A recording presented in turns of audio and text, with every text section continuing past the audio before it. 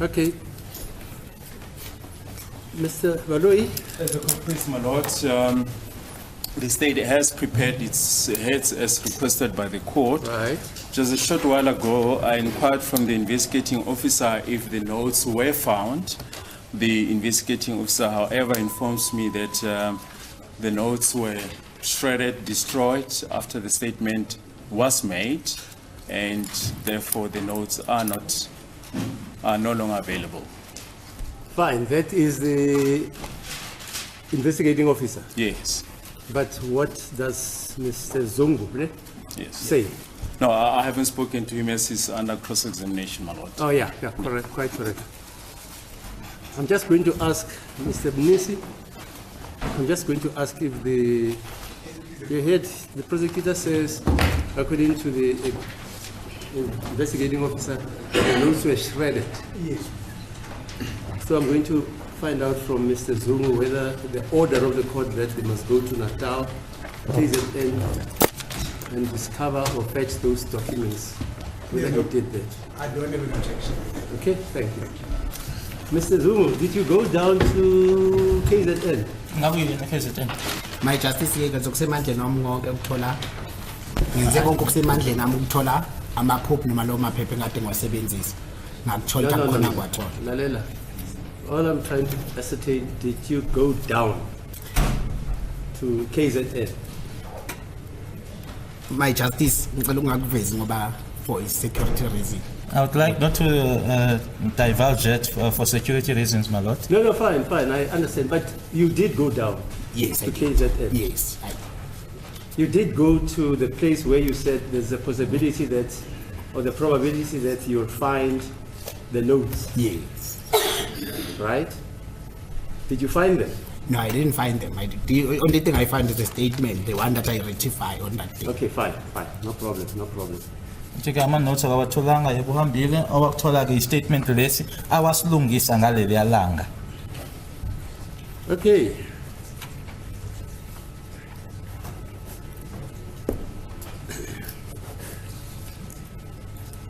Yeah, the court at the last hearing requested that the state and the defense should prepare heads of argument regarding the exigency that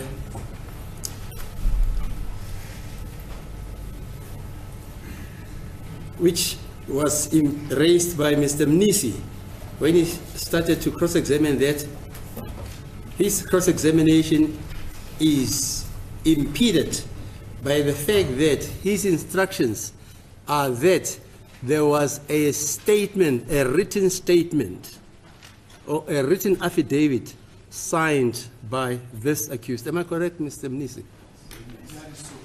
Consequently, the imputation is that there are two affidavits. One is written and signed by this witness, Mr. Zungu, and the other one is a typed one. Is that how I understood you? Yes, my lord. That's it? Yes. So you insisted that you want the production of that statement, the written statement, or the written affidavit? Yes, my lord. Okay, fine, thanks. And this court, when Mr. Mnisi came up with that contention, initially said, look, before court there is only one affidavit which appears to be typed.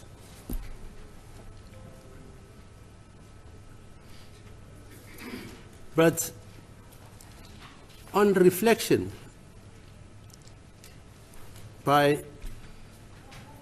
on the assertion made by Mr. Mnisi, I thought that in the interest of justice, it would be fair and it would be in accordance with the principles of according the accused, a fair trial, that this court should investigate and interrogate the question whether in fact there are two statements under oath, there are two affidavits, one according to the instructions of Mr. Mnisi, which is written and signed by this witness, and the other one, which was deposed to before Colonel Ginanda and signed by this witness, because that exigency impedes or infringes on the Section 35 rights of the accused to be accorded a fair trial. So I requested all the counsels and the defense to address me on that. Okay. Mr. Maloi, is that what actually I said? Indeed, my lord, even though the state's understanding is slightly different. Of course, it has to be. It's neither because here nor there. is cool. Yes. It's neither here nor there. Okay, fine. Yes. But, you know, it's a question of whether, in fact, there are two affidavits or two statements. The witness says he is only aware of the fact that he composed notes from which the statement was extrapolated when he was being interviewed by Colonel Ginanda. Right. Okay, go ahead. Indeed, my lord. In other words, mention is made of a statement, but the witness is talking of notes. Fine. Yes, and counsel, after court adjourned on Friday, they did listen to the recording, and this also, according to my notes, that initially mention was made of a written statement, but the witness did subsequently explain that what he really meant was that the statement was composed out of notes and that there's no written statement as such. That was my understanding of the explanation. Yeah, fine. No. Okay. That is your understanding, but Mr. Mrs. instructions are that there is a written statement. Okay, fine. Right. Now, I don't know whether in light of the fact that the notes stroke statements cannot be traced, or that the notes have been destroyed, whether it is really worth the trouble to then continue arguing the matter. But if that is the case, my lord, we will then continue to Yes, fine. to address the court. Yes, please do. Court pleases, we've prepared heads of argument.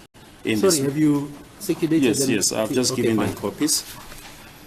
And the heading of our heads, my lord, is heads. Request by accused number 3, counsel for disclosure of notes used to compile a statement of State Witness Constable Caesar Zungu. As I've just explained now, that following on the explanation by this witness is that what was in existence were notes and not a written statement as such. Sure. Now, in the introduction, my lord, we mentioned that the current witness, Constable Zungu, has finished giving his evidence in chief and has also been cross-examined by the legal representative of accused number 1 and 2, Mr. Ramosepele. Paragraph 2, we mentioned that... No, let's be factual. Yes. He was cross-examined by Mr. Ramosepele, right? Yes. But Mr. Nisi did not conclude his evidence, his cross-examination. Yes, we will get when I intervened. Yes, we will get into that, yes. Right. Paragraph 2, when it was the turn of counsel for accused number 3 to cross-examine the witness, Advocate Mnisi indicated that he requests that the handwritten statement be disclosed to him. As we mentioned, this is subject to the corollary that we have just referred to. In paragraph 3, the witness has explained that his statement was compiled using notes of recordal of certain incidents in this matter. He indicated that these notes are kept at various locations where he lives, including in KwaZulu-Natal, as the court has just confirmed that with him. Paragraph 4. He mentioned further that there is an error in paragraph 5 of his statement, wherein he sets out the sequence in which he saw the accused around 2100 hours coming from outside and following each other to Gwabeni's bedroom. He says where the name of Nkani Sfisokushe Zungu is mentioned in paragraph 5, it should be substituted with that of Mtobisi Ngube, accused number 3. In the statement, he states in paragraph 5 that, and we quote, around 9:00 p.m. on the very same day, I noticed Muzi Sibia, this is accused number 1, Mafika Sandiso Ntanzi, accused number 2,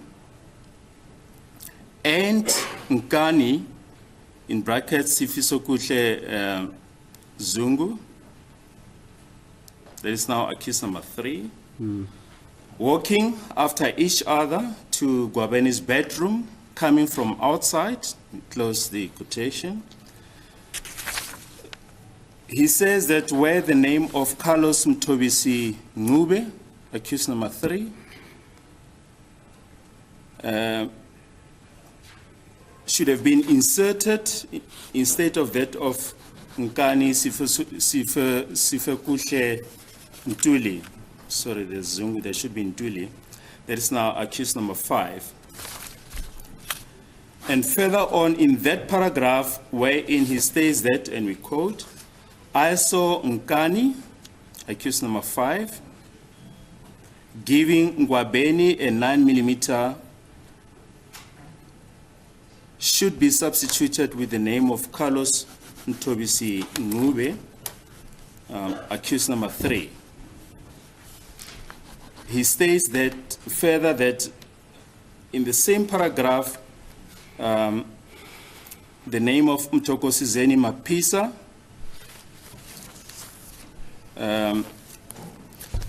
and Carlos Ngube walked into the bedroom and sat on the bed. The name of Carlos Mtobisi Ngube should be substituted with that of Nkani Ntuli. So in other words, my Lord, he's saying everywhere in that paragraph 5, where the name of accused number 5 appears, it should be substituted with that of accused number 3.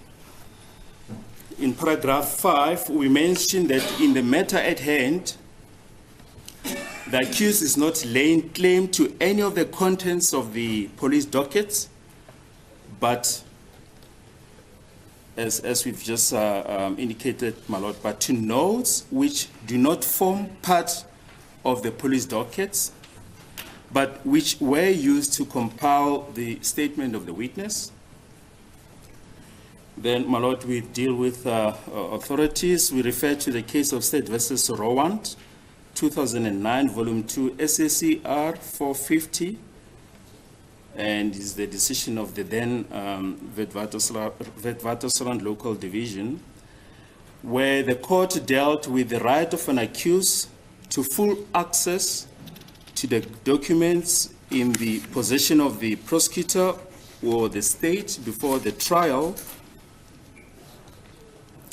In that case, my Lord, the accused contended that it appeared from the documents to which the state had given them access that there must be further documents in the state hands which might be relevant to the case or to their intended application for stay of prosecution.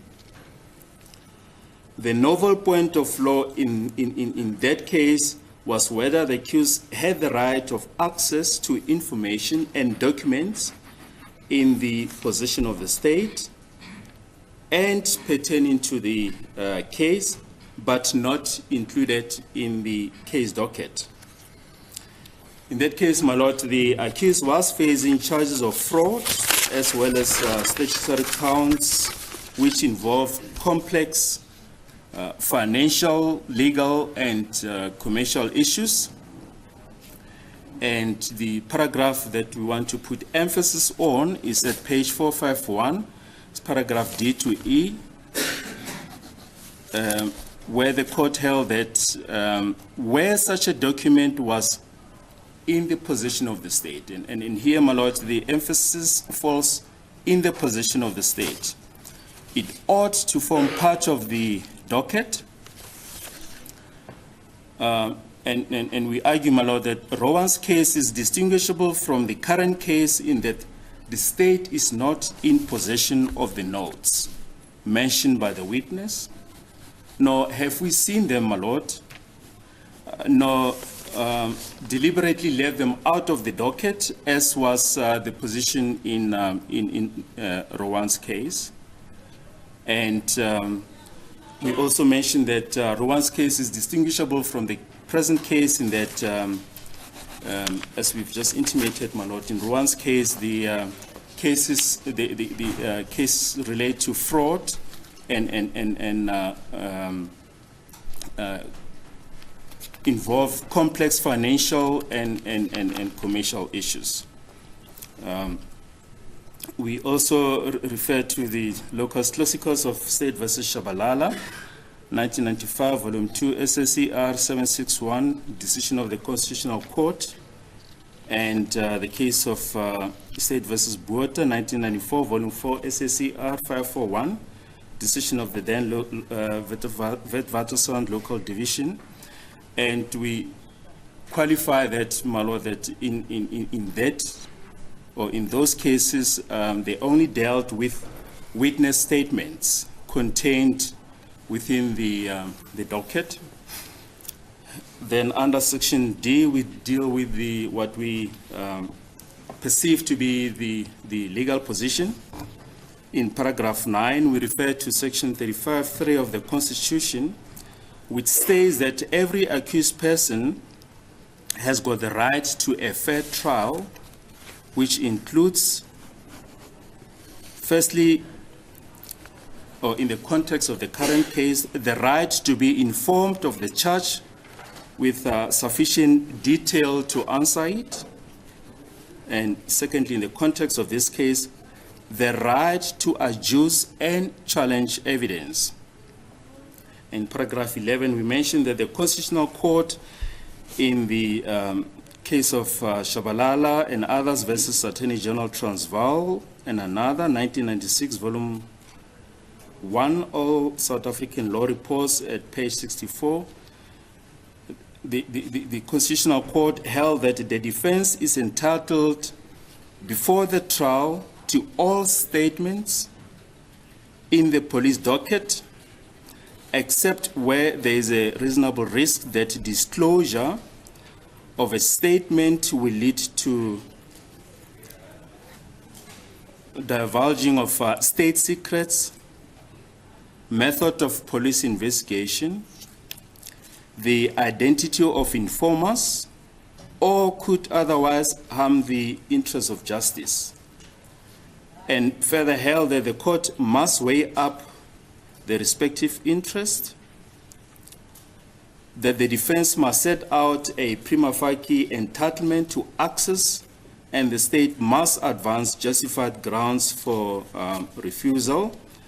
And we refer to the relevant paragraph, page 16, paragraph 16.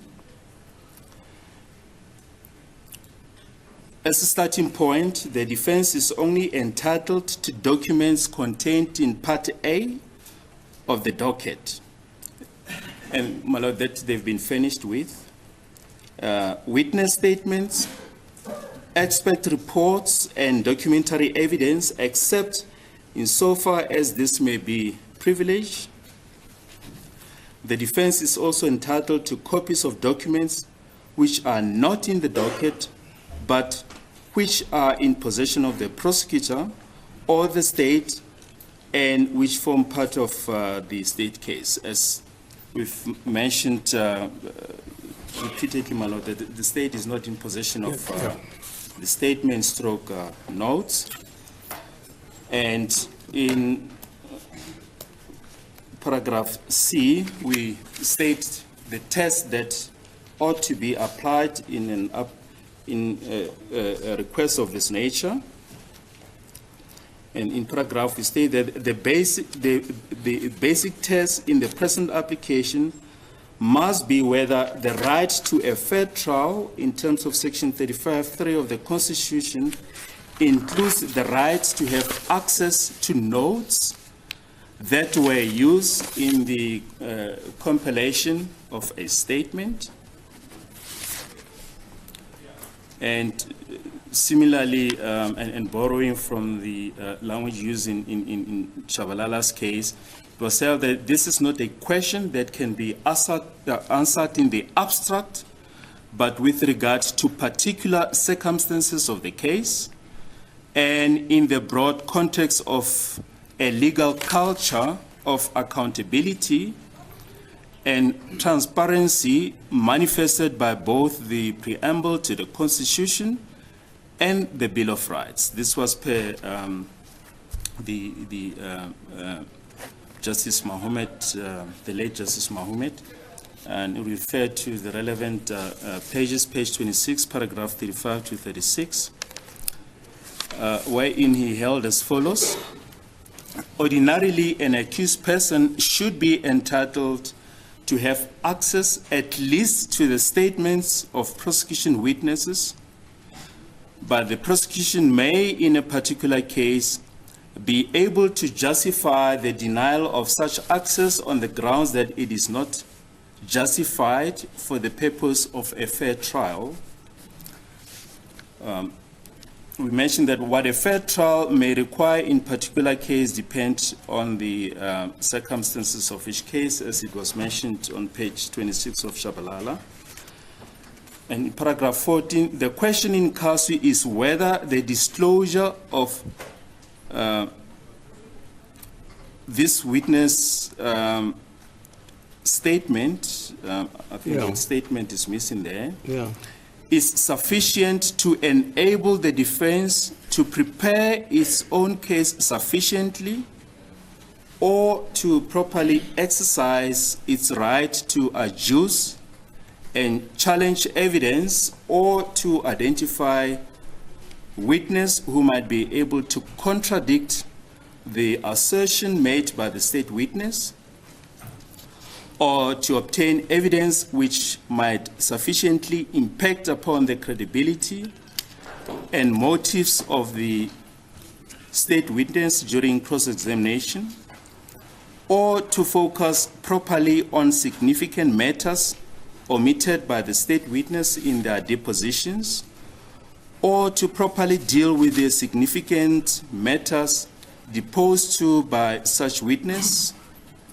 in one statement and not in another, or deposed to in a statement and not repeated in the evidence, or to hesitation, contradictions, and uncertainties manifest in a police statement, but overtaken by the confidence and dogmatism in viva voce evidence. This is a passage that we quote from Shabalala, page 27, paragraph 37.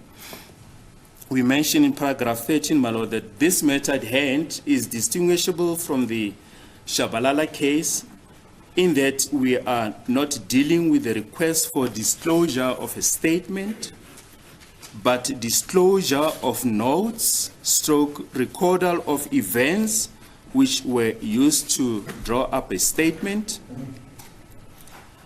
And we mentioned here, my lord, that the defense will usually not be entitled to memoranda in the docket, in the B part of the docket, and here we refer to motivated index of internal reports and memoranda contained in Part B of the case docket, and the investigation diary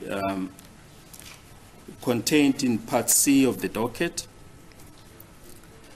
And in the Shabalala case, the court set out the following guidelines in resolving the issue. Firstly, the court held that it is difficult to conceive of any circumstance in which the prosecution can justify withholding from the accused access to any statement or document in the police docket. And here, my lord, the emphasis falls in the police docket, which favors the accused or is exculpatory. And secondly, inherently, there might be some element of uncertainty as to whether the disclosure of the relevant documents might or might not lead to the identification of informers or to the intimidation of witnesses or impediment of the proper administration of justice. And in light of the fact that the state hasn't seen the notes/statements, we are not in a position to advise the court as to whether there's any prospect of intimidation of witnesses or impediment of the proper administration of justice. And the court then went on to hold that if in the special circumstances of a particular case, the court needs to exercise disputed documents in order to make a proper assessment of the legitimacy of the prosecution's claim, and any insight that document might reasonably defeat the protection which the prosecution is anxious to assert, then the court will be entitled to examine such documents for this purpose without affording the accused an opportunity of any knowledge of its contents, but making proper allowance for that factor in the ultimate decision. This, my lord, was the proposal that if the notes were found, that was a proposal that the state was going to make, that that the court should first have sight of the notes and then inform the parties as to whether there's any possibility of intimidation or impediment of the proper administration of justice. However, in light of the fact that the statement/notes are not available, the matter has since now become moot.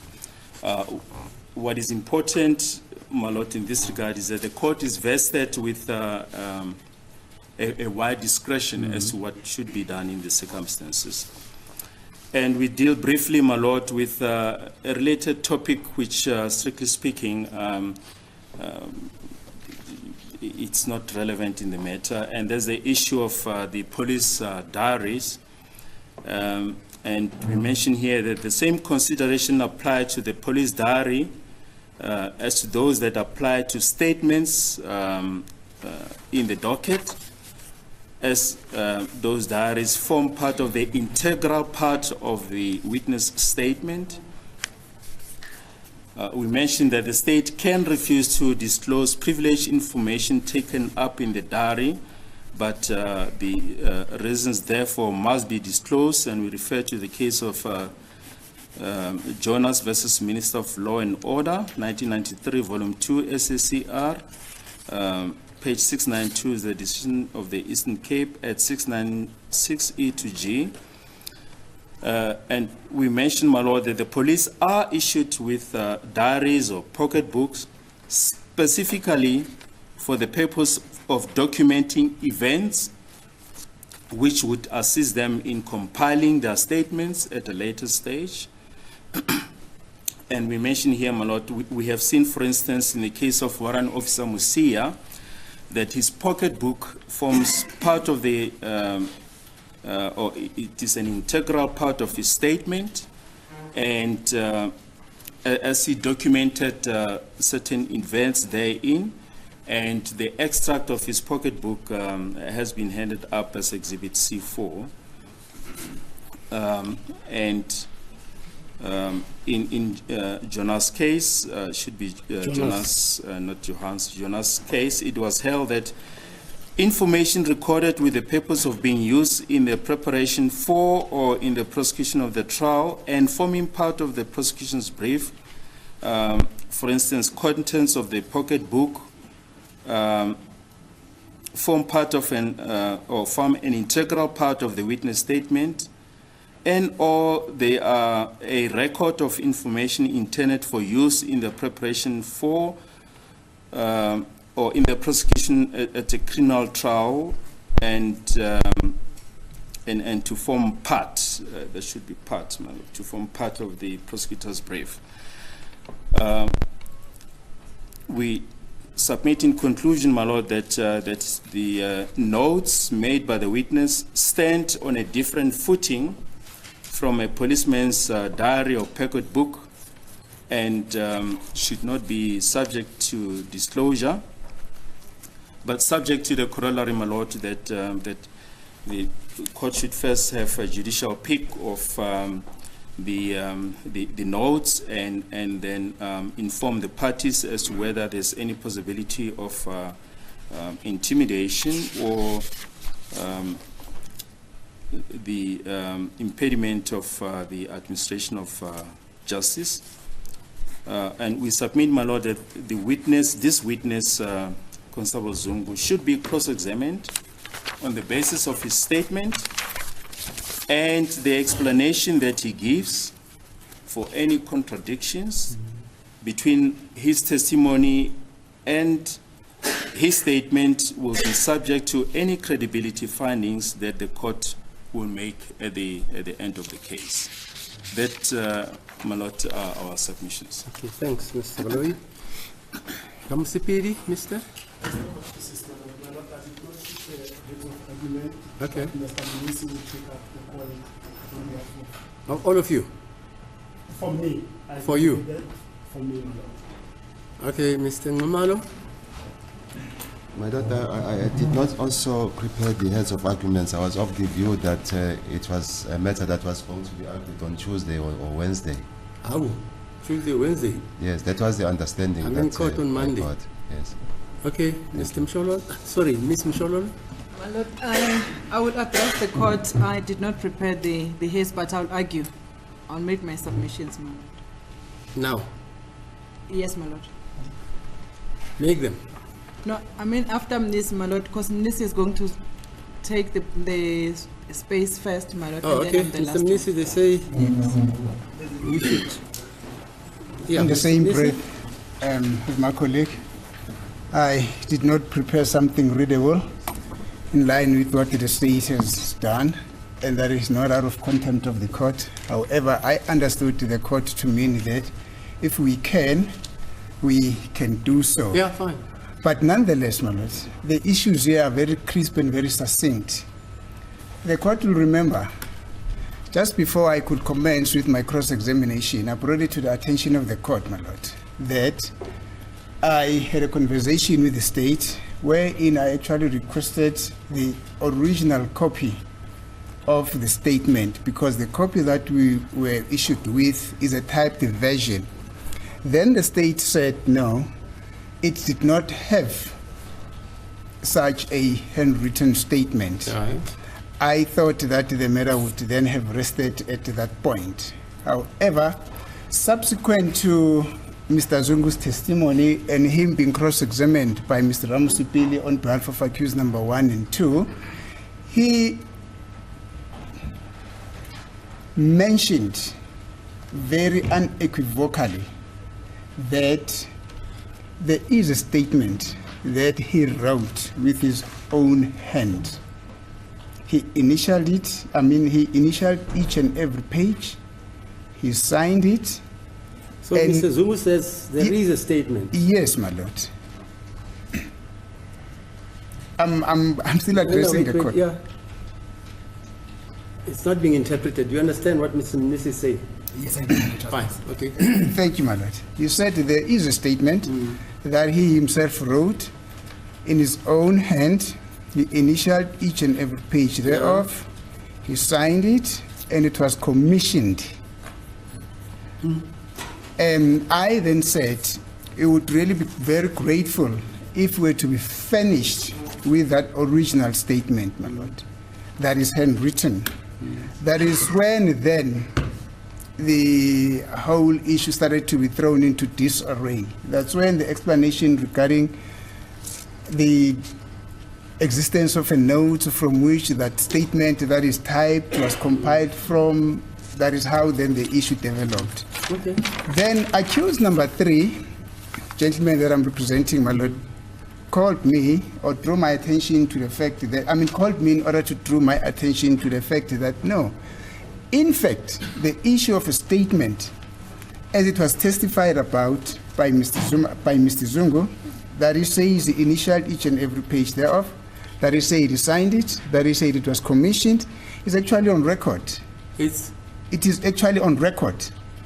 Actually on record? Yes. Then what happened, my lord, after the court had made an order that there should be some kind of an escapade to go to KwaZulu-Natal to go and look for those notes, which apparently the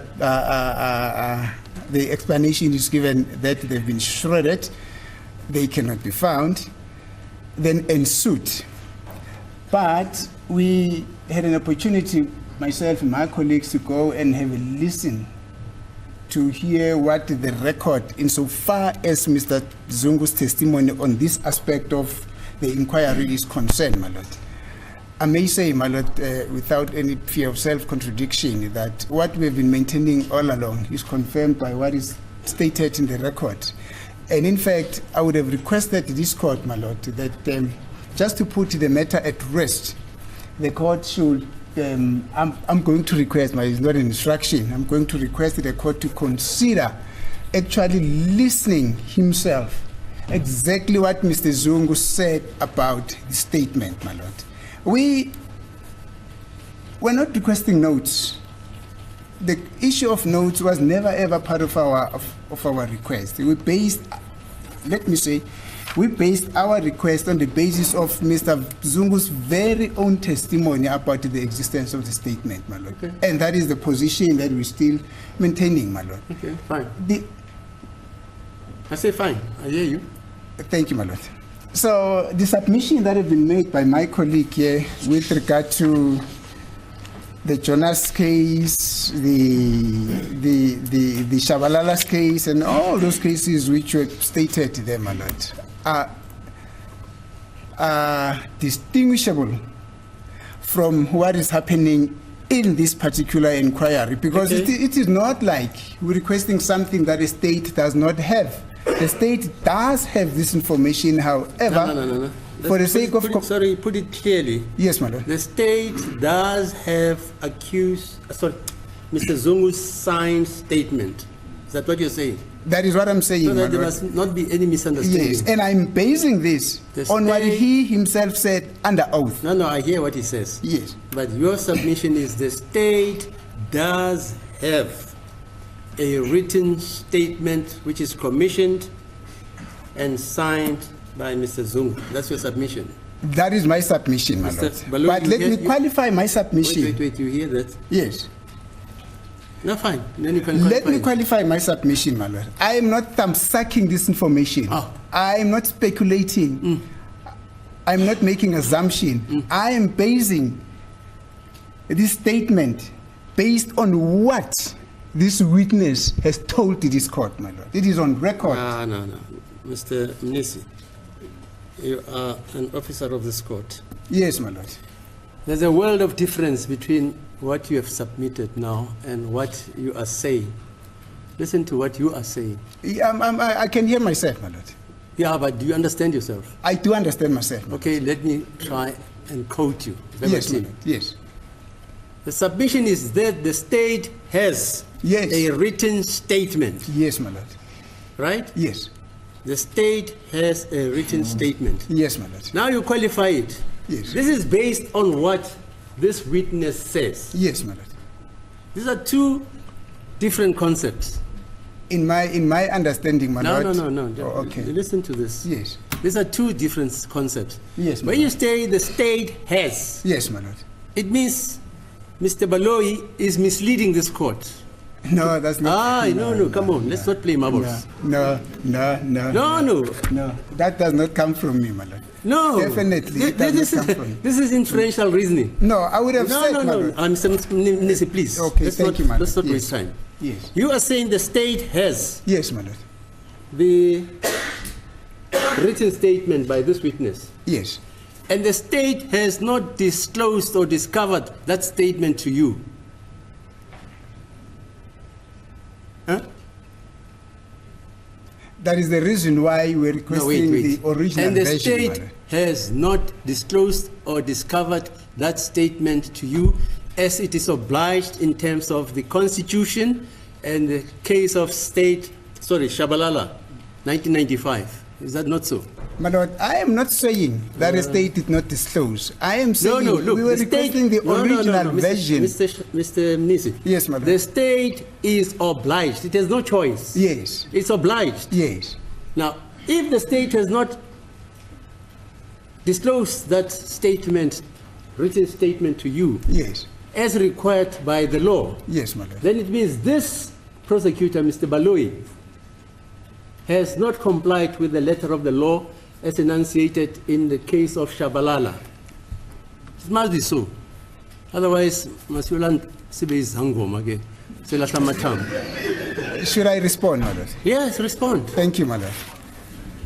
My lord, it would never have been my intention to say that the state did not disclose that information. The nip and the heart of my request, my lord, was the disclosure of the original statement from which the typed version that we were handed with was prepared from. Yes, I hear you. Yes, my lord. And that is basically what this witness is saying. This witness is saying that original statement is there. He says, I penned this statement in my own handwriting, initialed each and every page. It was signed and it was commissioned. Now, if the court says that I am, in a broader analysis of the understanding of the court, I am suggesting that the state willfully did not disclose that statement. That is not our point of departure, my lord. When I say we, I mean myself and accused number 3, because we only requested the original version. The minute we tend to... Where is the original version? Where is the original version? The state must know and the witness, my lord. They are both on the side of the state. No. Yes. The state and the witness must know. Okay, fine. Where that original version is. But as far as... Any other thing? It is still, my lord, my instruction that before we commence with the cross-examination, unless the court were to rule otherwise, we should be favored with that original version. And this is also based on the fact that already, my lord, on the typed version that the state is requesting that the defense should cross-examine this witness on, there's a conflict of interest. There are discrepancies. What conflict of interest? There are discrepancies in that statement. No. That therefore tempt us. Please, don't conflate issues. No, I'm not conflating issues. You are. We're talking about yes, a typed, a written statement. Yes. Is that not so? And this court hasn't seen it, and you are saying already in that statement there are conflicts. Are you understanding yourself? I do, my lord, because the statement that I'm referring to, that I say, there is already some contradiction in the statement that has been already read on record. No, I partly addressed on that statement on Friday. Mr. Mnisi, please. Yes. What has been read on record is a typed statement. That's what I'm saying, my lord. So what are you saying? No, I am saying what further buttresses our quest to receive the original version of the statement, of the handwritten statement, because, my lord, it is because of the inconsistencies that we have already been able to identify in the typed version that brings us to, it tempts us, my lord. How can you tell this court that there are inconsistencies when this court hasn't had sight of the written statement. Or I thought, my lord, that What? I thought it had already been read into record. Listen to me. Yes, my lord. How can you talk about inconsistencies which emanate, Yes, my lord. and logically so, Yes. from two different statements? No. That's not what I'm saying, my lord. I am saying already in the statement that has been read on record, the typed version, on that statement itself, already there are inconsistencies. So that is tempting us to further believe that if we're to be furnished with the handwritten statement, then the cork is going to crumble, my lord. The what? The cork is going to crumble. I think my colleague used the word the other day that the Are you finished? I would therefore request, my lord, that the court grants us the indulgence and instruct the state to give us, as per this witness's testimony, the original, handwritten version of the statement. This court. That would be my submission, No. my lord. Listen. Yes. This court is not going to interrogate this witness about that this witness should give this court a typed statement, a written statement. Yes, my lord. Because your submission is that the state is in possession of this witness's written statement. That's your submission. Mr. Msholo? Finally, my lord, and with due respect, I would humbly request, as per my instructions, that to lay this matter at rest, that the court should also consider, I'm requesting the court to also consider listening at what this witness said about that statement. No. Fine. Thank you, my lord. I hear you. Thank you. Ms. Msholo? As the court pleases, my lord. My lord, to begin with my address regarding the issue at hand, my lord, I will ask that we play the record. We have asked the registrar to zoom in where exactly. Listen to me. I believe what you heard, and I accept it, that this witness said he made a a written statement. Fine. Yes, my lord. I accept that. Yes, my lord. Then the next question, we have not been given an explanation by the state, my lord, regarding the whereabouts of the statement that the witness has referred to. Fine. Has written. A written statement. Written yes. statement. Fine. Yes, Thank because you. the witness, my lord, has referred to a written statement, Right. which has not been submitted, my lord, to the defense. Okay, fine. I hear you. And my lord, my submission is that it is crucial that that statement, because the witness has confirmed under oath that he did make it, that statement should be produced in order to verify, my lord, the truthfulness Statement should be produced by whom? by the state, because the witness belongs to the state, my lord. This is on the assumption that this witness has given the state the written statement. My lord, I don't think he would have made, I agree, my lord, I don't think he would have made the statement for someone else or for any other intended purposes. Okay, fine. Yes, my lord, whether it was made with the investigating officer or by himself, but it should have landed to the state, my Okay, lord. fine. And now, my lord, we are faced with a typed version on which the witness has testified with. Therefore, the defense is asking for the original statement which the witness has referred to Okay, fine. and has not been submitted to the defense in order to verify truthfulness, the discrepancies, omissions, and everything, my lord. Okay, fine. Even the type statement, my lord, will recall that it was also produced during the trial.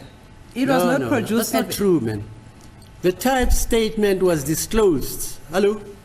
Mr. Baloi, wasn't it disclosed with the docket? No. Well, the statement was only taken down, I think On the 31st of May, Yes. of July, you said. Yeah, I think it's Because this witness was, for some reason, 31st of May. Yes, 31st Hello? It was taken down on the 31st of May. That's it. 2023, yes. unless you say Mr. Baloi is not telling this court the truth. This statement, according to Mr. Baloi, was taken on the 31st of May, the typed one. Is that not so? I think, my lord, Mr. Baloyi has answered to say this statement was not disclosed to the defense before the trial started. Fine. It was disclosed last week. Fine. Yes, my lord.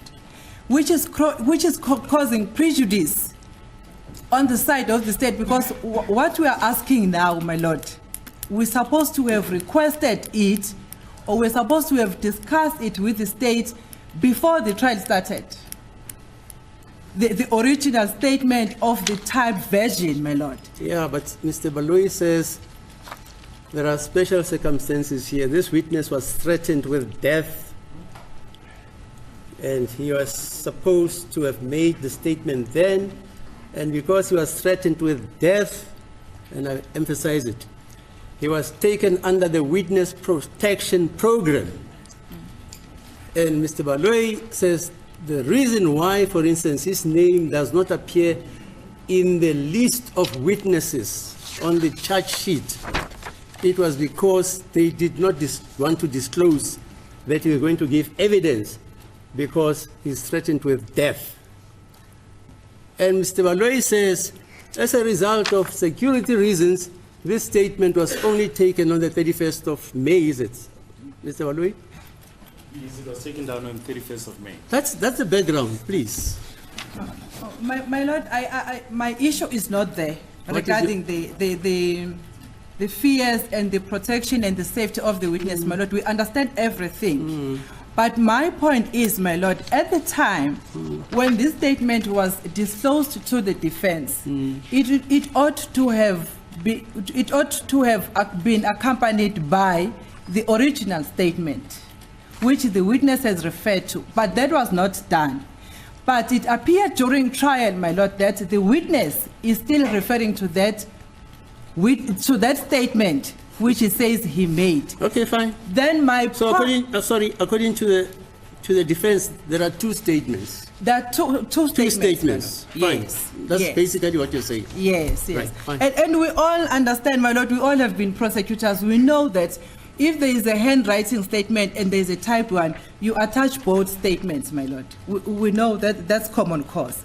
And in this case, it did not happen, my lord. And all we are asking right now, if the state is not in possession of that statement, they ought just have to tell us that, no, we don't have that statement, which the witness referred to. And then we can be able to... But Mr. Baloyi has said that. Mr. Baloyi, haven't you said that the state is not in possession of a written statement by this witness? Indeed, my lord, that's what we said, and that's what he says. He said it, Friday. My lord, I missed that when the state made the admissions, because I had the state still referring to the notes, my lord. Yes, the state refers to I am not referring... It's not the state that refers to the notes as I'm sitting here. It's this witness which refers to the notes. Mr. Baloyi, is the state referring to the notes? Well, we're referring to what this witness, the explanation of the witness. What does he say? We're referring to the fact that the witness says all that he had were notes that he kept, and from which the statement that was read into the record was compiled. And the state does the state have those notes? No, as I mentioned this morning, that the information that we received this morning is that those notes... No, but that's why this court ordered that those notes or statements, this witness must go to KZN to fetch them. Because I understood to say the state doesn't have the statement, written statement, and the state doesn't have the notes. Indeed. That's why this court, in interrogating whether in fact there are two statements, requested this witness to travel to Natal despite the fact that he's under threat of being murdered. Yes. And bring the notes to this court. That's why I made that order. Yes. I wouldn't have made that order. Okay, fine.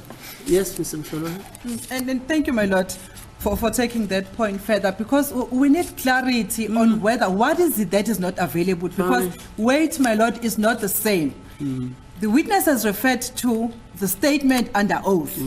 And if the statement is not available, it must be stated clearly on the record that the statement was made, it is not available Okay, to be fine. produced to the defense. Right. And then if, my lord, the state case is that notes were made, but then they are not available to be produced to the defense, then it's something else, my lord, because the weight that these two statements or these two documents do not have the same weight. Evidential my lord. value. Yes, Yes. evidential value, my lord. Right, okay, thank you. Any other thing? Yes, my lord. And therefore, my lord, if the statement is not available and the submissions made by the state, my lord, especially, can I proceed to? Aye, the whole day. I've got 2 years to hear Okay, thank you. Thank you, my lord. Especially the submissions made by the state, my lord, which refers to paragraph 3, 4, and 5. I'll summarize them, my lord. I won't refer to them as they are. Referring to the contradictions or changes that are now being made in respect of accused number 5. Had accused number 5 been privy with the original statement that was made by the witness, would have been able to look at these discrepancies on his side, my lord, referring to the statements and the type statement, my lord, and also together with the viva voce evidence of the witness. Okay, fine, I agree. Logically, that should be so. Yes. Okay. As a result, my lord, the defense for the accused number 5 is prejudiced by the non-disclosure of the original statement, which the witness is making correction of as being referred to in paragraph 4, 5, and 6. And this non-disclosure is by the state. It's by the state. my lord. Right. Yes. Okay, Yes. not the witness. Yes, it knows by the state. my That's lord. it, fine, Yes, fine. yes. Okay, any other thing? It's by the state, my lord. And also the further submissions made by the state, my lord, in their heads of arguments referring to part B, privilege to part B, and the test to be applied. It's totally different to the case that we are dealing with right now, my lord, because here we are dealing with the interest of justice, that if it is true what the witness is referring to, then the original statement ought to have been produced to the defense. It is in the interest of justice that we know as to when the statement referred to was taken and what was contained, what was the content of that original statement, which has not been disclosed. Okay. And exactly on top of that, my lord, part B refers to the memorandums and other conversations between the police and investigating. We're not asking that. We're not demanding that. We're demanding the statement which forms part of a clip, which the defense is entitled to it. No reference to part B and C. That is not our submissions, Okay, my lord. And also, my lord, regarding the prejudice that the defense is suffering right now, is that of having to conduct your trial or having to conduct your defense when the matter is being tried. This statement, my lord, contains... How do you know? Sorry, my lord? How do you know? No, my lord, I'm still addressing... Yes, how do you know? This statement. Why I'm saying that. This statement, I'm referring to the type 1. Oh, which the is type before us. statement, Yes. not the written statement. Okay. Yes, my lord. I'm referring to the type 1. I want to address his lordship regarding the prejudice. Because... No, you know what? You're putting the cart before the wagon, or the horses before the cart and the wagon. We are here conducting an inquiry whether there is a written statement. That's what this case is, this inquiry is about. I've given you the leeway to compare what is in this written statement and what is supposed to be in the, what is in the type statement as opposed to what should be in the written statement. You can't do that. Logically you can't do that because we only have one statement in court at the moment. Is that not so? One submission, my Yes, lord. Just fine. one. My lord, my submission is that accused number 5 will suffer prejudice if he continues cross-examination without having the original statement of this Yes, statement. you are correct. That's why this court went out of his way to make an order that this witness should go and fetch all those statements or communications or notes. Because Mr. Baloyi says he does not have a written statement made by this witness. And I'm aware of the prejudice. That's why this court, in evening the playing fields, made that order. Any other judge maybe wouldn't have done that. Thank you, Maruda, and we really appreciate that. Yes, of course. Yes. Those are my submissions. Right. Now, I don't want to have a look. Did you bring any other thing from Natal, KZN, which is handwritten? KZN okubhaliwe ngesandla. Akukho, my justice. No, nothing, my lord. You didn't get anything? Akukho okutholile nje. Akukho, Nkosi. Nothing, my lord. Nothing. Okay, fine. Now, there is evidence, and I'm quoting my learned colleagues here, that you say you have made a written statement. Inkantolo ithi ke kunofakazi noma kukhona ubufakazi okushiwo ke abameli lapha ukuthi kubufakazi bakho kuvike endlulile. Aren't you going to sit down? Yes. Uthe uma ukhuluma la inkantolo wathi kune statement owasibhala wena ngesandla sakho. Bathi abameli yiloko okushilo wena ngevike endlule. My justice, into bengikhuluma ngayo mangithi kunezinto ngiyibhale ngesandla. Kufana nakho lo ngalo statement esithayiphiwe. Ngiyabhala njengoba bengilungisa kulo ma mistake. Into engikhuluma ngazo mhlawumbe ngangibhala i-date, mhlawumbe ngangibhale ku-newspaper or kwi-slip sasethilini or low notice engiyithole ukuthi kune-information Asibambe kancane nje. What I was referring to, my lord, the witness is referring to this typed version where there are some corrections made on it. That I was referring where I would pick up that there's something, I would then correct that. Whether I was writing on a newspaper, I was writing on a receipt or a slip, but that is what I was referring to, my lord, when I said that I had wrote down. There are certain things that I wrote down. Yebo? And my justice, angaze ngenze statement koyi-1 until the 31st. And that's why ukuthi mayithune statement angisazi usithatha. Akekho noyi-1 engekamenze statement. There's not a single person that I made a statement to except the statement that I made on the 31st. Hence then I'm surprised when he says that he's got a statement which I don't know where he or she took it from. But I've never made a statement except for the one of the 31st. Right? Continuing this inquiry, do you know what is a statement? Statement uyazi ukuthi yini? Yebo ngiyazi. Yes, I do, my lord. Do you know what is an affidavit? Statement esifungelwe affidavit uyazi ukuthi yini? Yebo ngiyazi. Yes, I do, my lord. Now, before the 31st of May this year, were you ever called by the investigating officer or any other police official or officer to make a statement regarding this issue? To make a statement. Ngaphambi kwe-31 ikaMeyi kuwona lo nyaka ngaba ukhona yini iphoyisa noma ke umphenyi ke umseshi wecala elake lakubiza ngaphambi kwe-31st zikaMeyi la elathatha khona ke istatement kuwena mayela nalo daba lolu? Akekho ngangamnikeza, my justice. I gave a statement to no one, my lord. Did you ever swear and take an oath to a statement which you made, which oath paraphrases, I acknowledge that the contents of this statement or affidavit are true and correct, and you signed it? An oath before a police officer or a commissioner of oaths or a magistrate. Have you ever done that, sir? Ingabe khona la khona ke owafunga khona ke lokho okubekwayo lapha ezantsi. I know and understand this. Ngiyakufungela ukuthi lokho okubhalelana kuyiqiniso noma kungaphambi komanje khona la owenza statement kwafungela khona.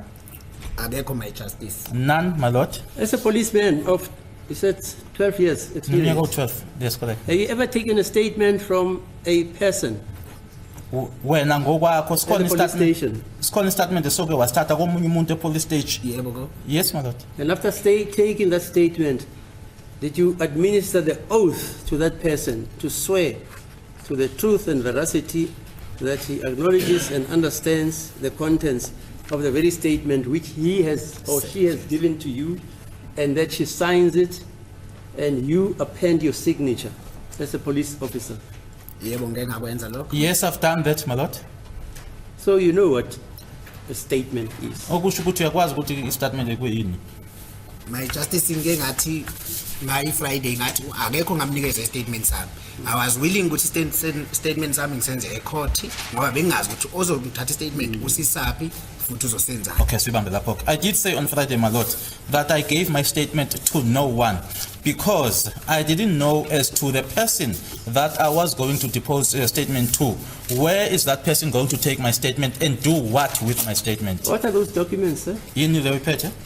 It's on the statement sami ngasenza bangenzele icopy yazo. They made this is the statement, my lord. It's the typed one. Can They you made give a it copy to for me. No, can you give it to Mr. Baloyi and all the defense attorneys, and then me as the last person?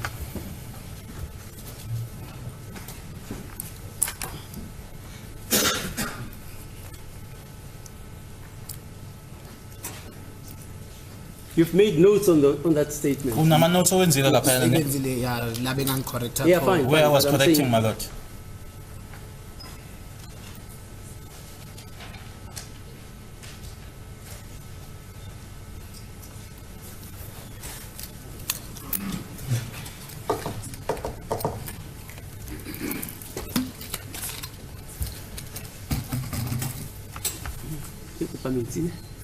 Water.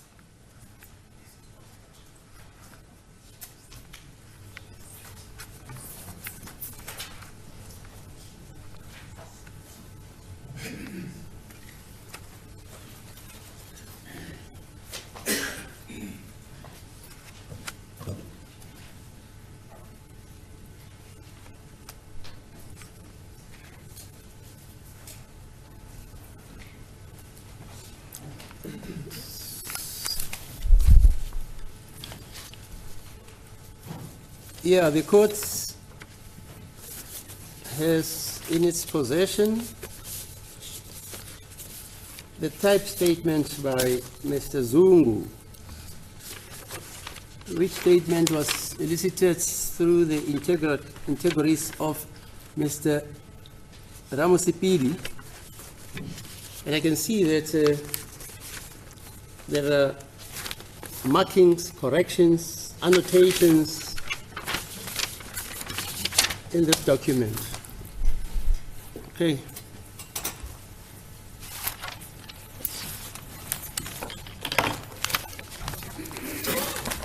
Okay. This is the judgment regarding the inquiry into whether there is a second statement which is written as alleged by Mr. Mnisi through his client, accused number 3. It gives Mr. Mnisi instructions that there is a written statement signed by this accused. Is that accused number 3 or 2 or what? 3 or 4? Yes, fine. It is not him who says that. Hello? It is the record, my lord. It No, is no, not no, no, him, it's please. the record, yes. Mr. Mnisi, just sit down. Thank you, ma'am. You told me you had instructions from your client that he knows that this witness made and signed a written statement. That's the judgment I'm busy with now. Mr. Mnisi, please. Yes, it is the court. Yes. He said you got instructions. This court doesn't know where the third accused had sight of the statement, because this is not disclosed by Mr. Mnisi because that's privileged information, and this court doesn't have to know that. But I take the word of an officer of this court, Mr. Mnisi, that he has instructions that his client is aware that there exists a written statement signed by this Mr. Zungu. Okay. The assessment of the evidential value of the notes, for instance, which Mr. Zungu says he made, regarding the alleged notes which he says he wrote, and from which he says the statement which was typed was extrapolated therefrom. It is the function of this court to ascertain the veracity of that assertion. This court is obliged, if the defense raises the possibility of the existence of an affidavit, meaning the statement which is signed by this accused and which is allegedly handwritten and which is supposedly, as argued by the defense, exists simultaneously and contemporaneously with the typed statement of this very accused, which statement was deposed to before Colonel Ginanda and typed by a certain Miss Mokhatle. Sorry, is it, who was typing it, Miss? What's that job? Miss Sergeant Mokhatle. Yes, fine. Which was allegedly typed by Miss Mokhatle.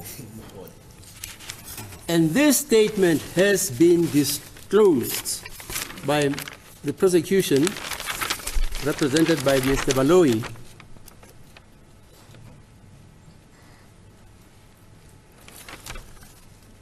And according to the defense, there's another statement which exists, which is handwritten, which has not been disclosed and which has not been furnished to the defense. This is a very serious imputation of mendacity by the defense against Mr. Baloyi, who is an officer of this court. To put it in plain language, Mr. Baloyi is being accused of harboring a statement which should have been disclosed to this court,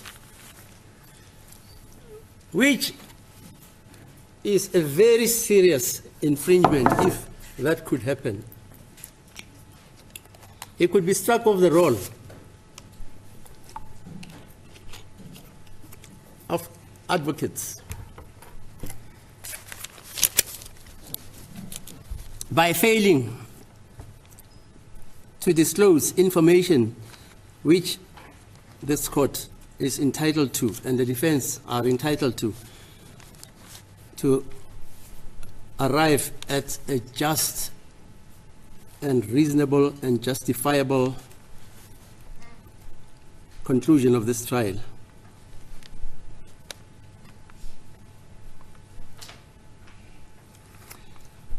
And this imputation of mendacity to Mr. Baloyi by the defense is contrary to the prescripts of the Criminal Procedure Act and also contrary to the prescripts and demands of the oath Mr. Baloyi took to advance the interests of justice by obeying the prescripts of the Constitution and the law, namely the criminal law and criminal procedure of this country. Since the judgment of State of Shabalala and others versus Attorney General of the Transvaal and another 1995-12, 1593 Constitutional Court regarding the defense's qualified right to copies of the statement in the police docket the defense is entitled to be furnished with same. The court does not have, this court does not have the legal right to peruse the docket,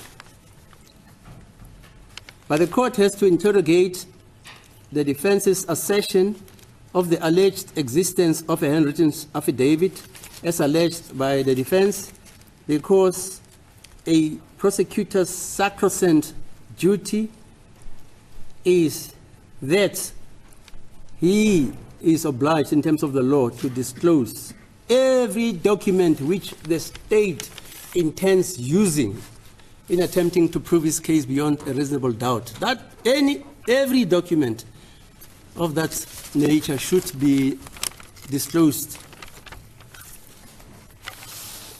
to the defense.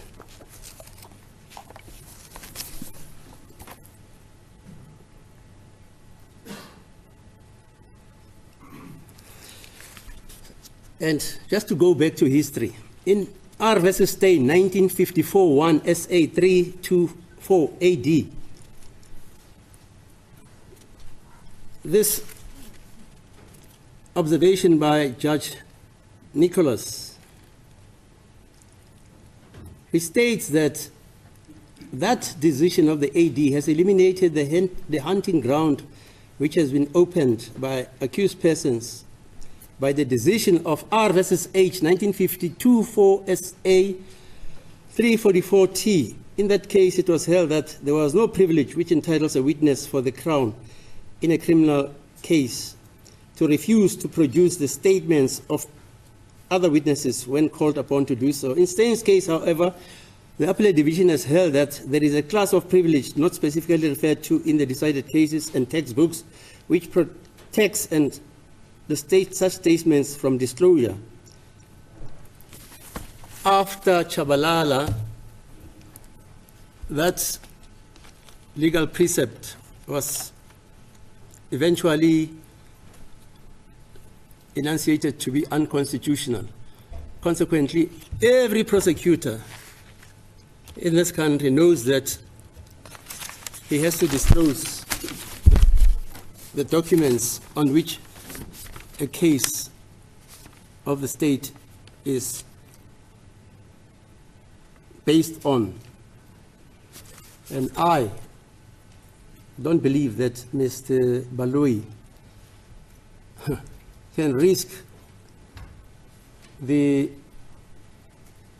entire career he has built up over years as a senior advocate. I don't know what he would gain, because it is not the duty of a prosecutor, he is not an instructed counsel, to defend or act as an attorney or advocate of a witness in a case. The duty of a prosecutor is to present the case of the prosecution to the court for it to adjudicate and consider.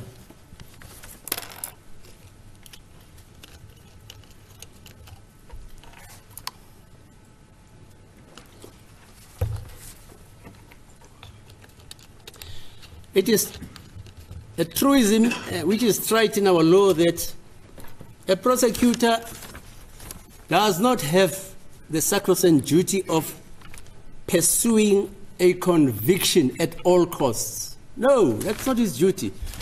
The prosecutor's duty is to present evidence to court. It is not his duty to seek a conviction. If any prosecutor in South Africa seeks a conviction, then he doesn't know his duties as a prosecutor. The prosecutor presents evidence before this court.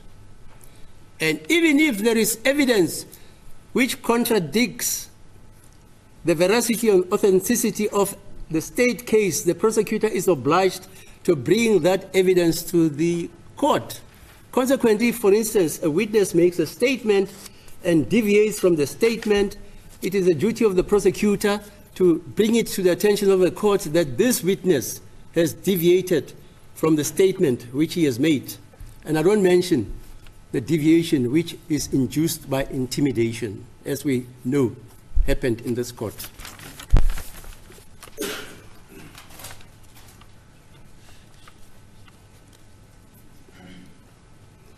So the duty of a prosecutor is to assist the court in the ascertainment of the truth.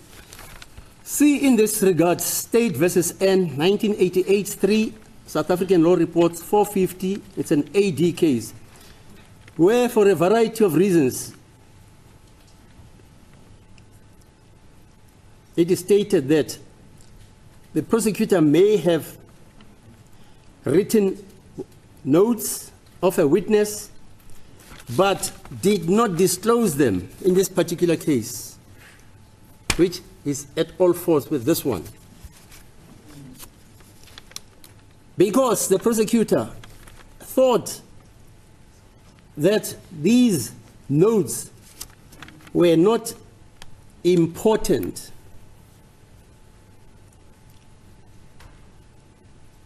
and because of this error of judgment,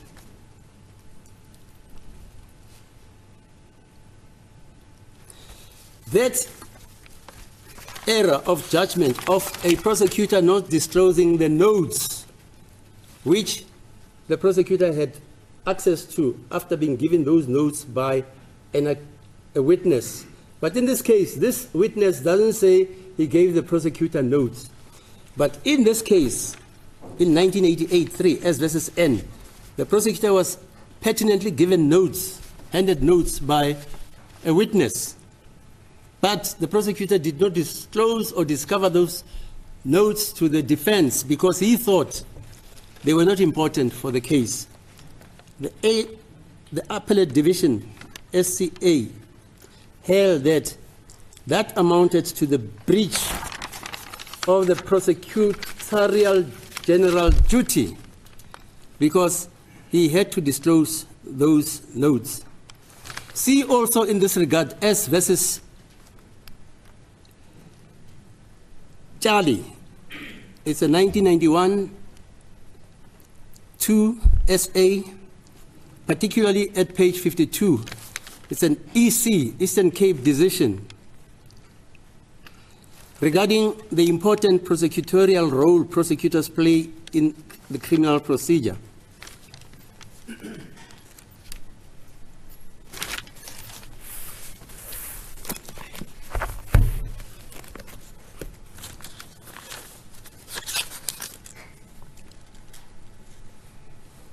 Sorry, I wrote this thing last night.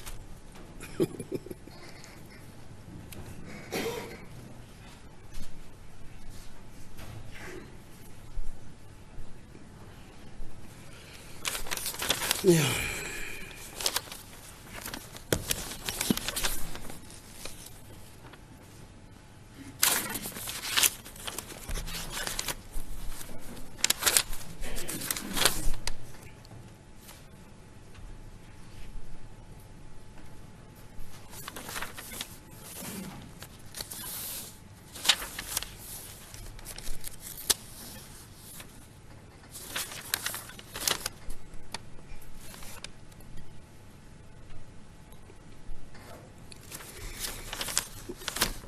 In the textbook by Himstra, Criminal Procedure, this is the 5th edition,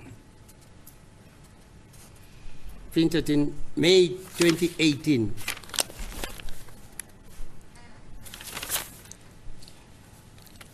He states that making the police docket available to the defense after the initial uncertainty regarding the status of the police docket, the Constitutional Court in Shabalala and others versus the Attorney General of the Transvaal and another set out the position regarding the defense's right to the statements in the police docket. It amounts to this: the defense is entitled before the trial, but not for the purposes of a bail application, to all the statements in the police docket, except those in respect of which the state on specific grounds claims privilege, where there is a reasonable risk that disclosure of a statement will lead to the divulging of state secrets, methods of police investigations, the identity of informers, or information between legal representatives and clients, or could lead to intimidation of witnesses in the weighing up the needs of the accused against the interests of the state. An absolute privilege cannot exist in terms of the Constitution. See in this regard S versus Makiti, 1997, 1, all South African reports, law reports, 291b. The court must weigh up the respective interests. The defense must set out a prima facie entitlement to access, and the state must advance justifiable grounds of refusal.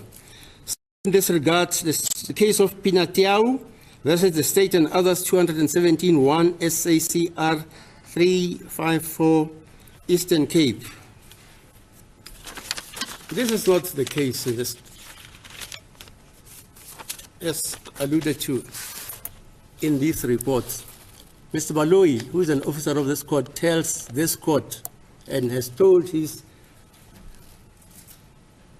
contemporary colleagues that he does not have a written statement by this witness, Mr. Zungu. Mr. Zungu, I agree, may have stated that he has made a written statement, but today, now, I have asked Mr. Zungu pertinently, who is a police officer, he's not a lay person, whether he has made a written statement which he has deposed to under oath and signed, and he says none. The only statement he has deposed to is a statement that was made on the 31st of May, 2023, before Colonel Binanda, and it was typed by Mr. Setlogelo. There is a fundamental difference between a statement, a police statement, and a witness statement.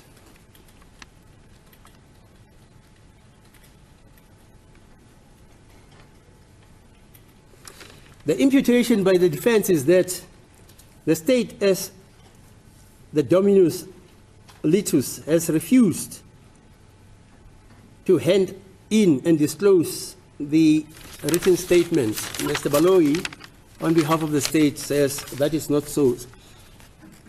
See in this regard the case of State versus Sehule, 2015-2 SACR 196.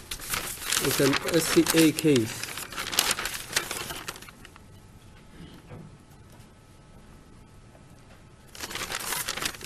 And see also in this regard the case of S versus Gandu, 1981, 1 SA 997 TK at 998, paragraph E to G.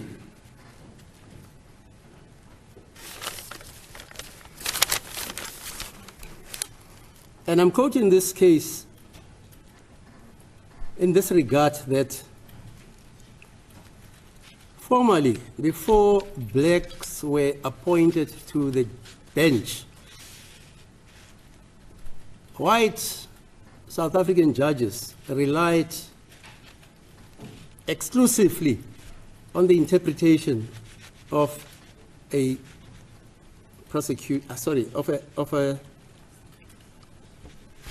interpreter, and I'm not attacking you in any manner. So in this court, they say the court can use its own linguistic knowledge as part of a witness's evidence and demeanor, even when an interpreter is used.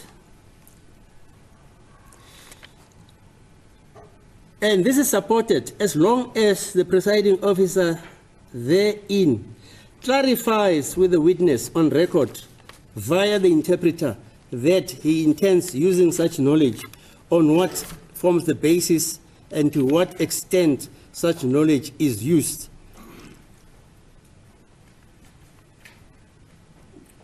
And the court has the duty, for instance, to form the view if the interpretation does not accord to the court's understanding, because the court understands that language, right? This judge, who is a black man, not an Englishman, I listen, and when the interpretation is not apt, I intervene.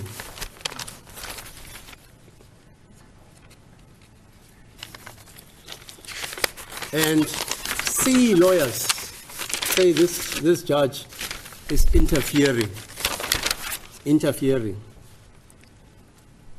But there's legal precedence in our courts that a judge who understands the language of the witness, if there's an interpretation lacuna, he can fill it up.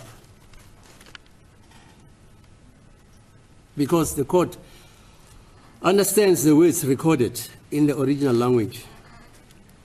But the accused must be informed that the court understands the words and confirms through the interpreter, and must also be recorded in the English of recordal, because we don't write judgments in Tsonga or Sotho or Zulu. We write them in English. See in this regard as versus Ndala, 1996-3, All South African Reports, 65, Cape.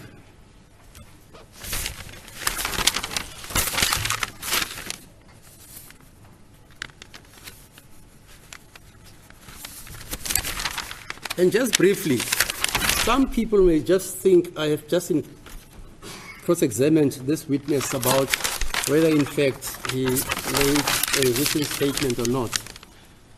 This is from the inherent right this court has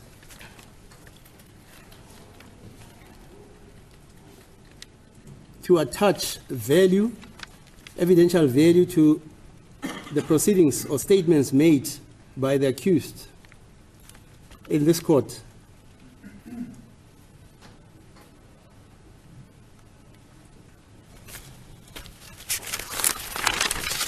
And this court is entitled, in terms of legal precedence,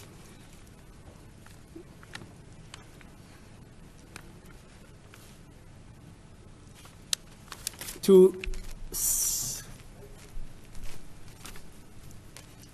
direct the proceedings of this court so that justice is done and it is seen to be done. That is why this court, for instance, made the remarks that some of the accused here intimidated a witness. See in this regard, S versus Ngabinde, 1989-2, SA 421, Natal.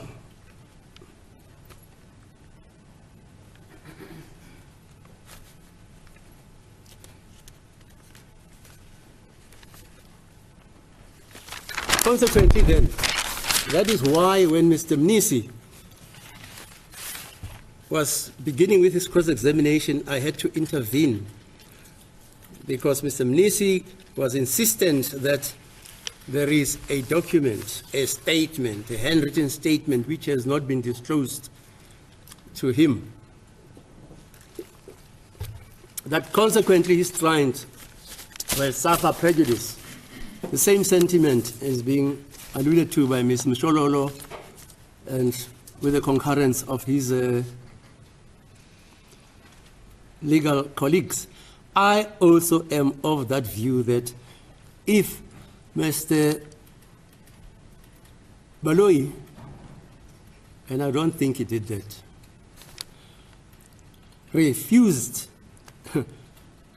or hid a written statement which is signed by this witness, which witness says he did not sign any written statement. If Mr. Baloyi, for instance, at the risk of his career, would not disclose the written statement, And by the way, Mr. Mnisi's instructions don't include the assertion that I saw this statement, written statement, which was signed by Mr. Zungu at such and such a place. No. It's a carousel assertion that this witness has signed a written statement. There's no further particularity to say, I saw it, I was in so-and-so's office, I was being interrogated, and I was shown this written statement by the arresting officer or the investigating officer, and I saw this written statement signed by Mr. Zungu, and I was referred to its contents in the interview by Colonel so-and-so or Police Sergeant so-and-so. No, it's a blank statement. There is a written statement signed by the accused. No further particularity.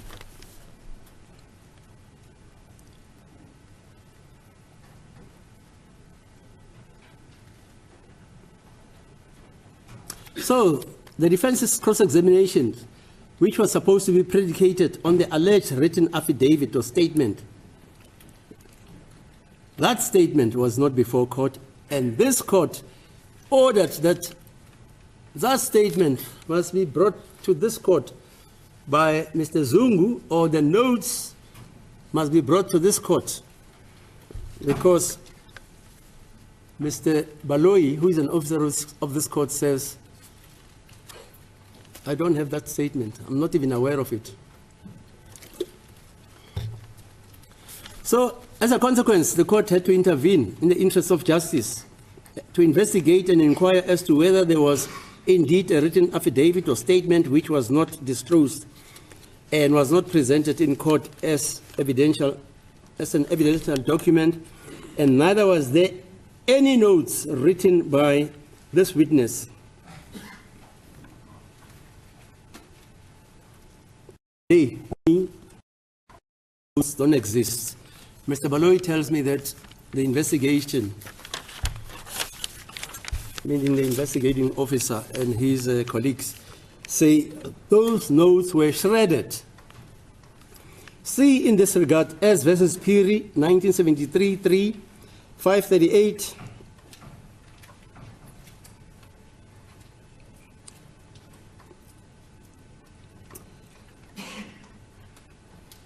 up to 541A. This is an SCA decision.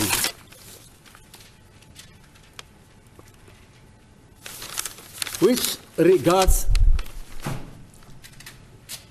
the allegation about unproven documents, which the witness also cannot prove. The same thing here. Mr. Mnisi, together with his client, accused number 3, they cannot prove the existence of this document.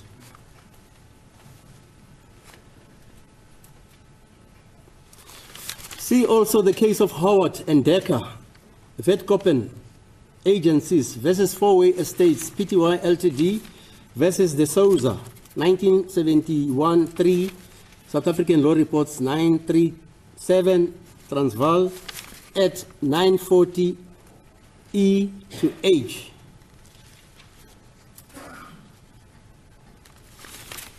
Consequently, this court is also aware that if there is no written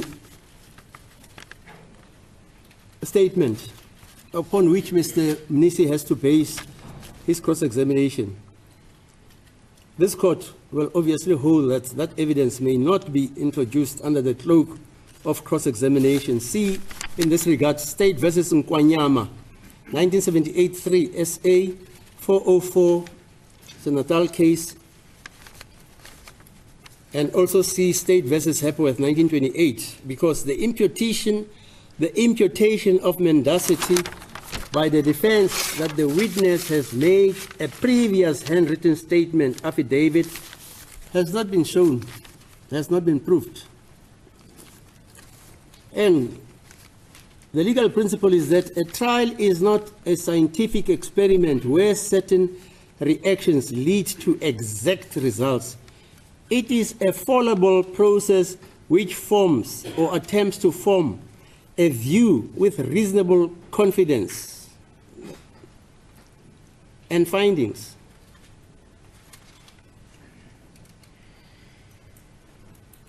And the court has to weigh this method because it invokes and enjoins the court to weigh the relative merits of different methods to test the reliability of the factual fundamentals. One is such a method is to weigh the relative merits of different views of fact against each other by bringing them into the confrontation with each other. Phipson, in his seminal book on evidence, the 7th edition, 1930, at page 460, which was quoted with approval in the following cases: R versus M, 1946 AD, 1023 at 1028, and S versus Van As, 1991 2, SACR 74, Witwatersrand, at 108, page 108, paragraph C to H.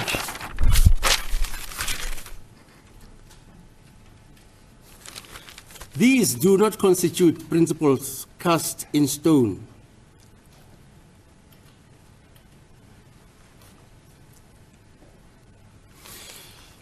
So, consequently, where a witness's credibility and honesty, like this witness's credibility and honesty, and this is not evaluating his evidence in the trial, please don't misunderstand me. It's concerning the inquiry which this court has conducted regarding the existence or non-existence of a written statement. Now, the law says a witness's credibility regarding this exigency, if and honesty, if it is assailed. Elementary fairness requires that the witness should be given an opportunity to answer to the intended accusation, namely that the deposed handwritten affidavit concerning this matter does not exist. See in this regard the case of the President of the Republic of South Africa versus others, that is versus the South African Rugby Football Union and others. This is a case where our President, Nelson Mandela, was taken to task by some judge about a commission of sports instituted by the late Steve Tshwete. This is a 1999 10 case, BCLR 1059, Constitutional Court, 2001 SA, Constitutional Court, at paragraph 61 to 63. And also see in this regard State versus Buzak, 2003 SA 381 SCA, on pages 51 to 54. Where it was remarked in that context that a criminal case or criminal cases are not conducted with trickery and traps. The presiding officer in a criminal case is not simply an umpire, but controls the proceedings and has to evaluate the evidence to make a final decision. Okay.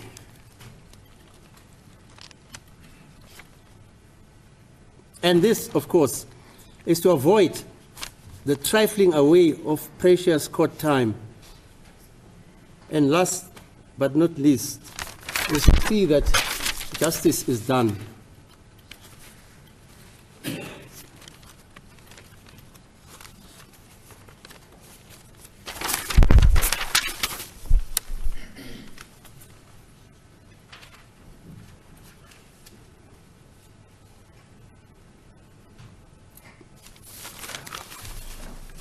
In the case of R versus S, 1958 3 SA 667 Natal,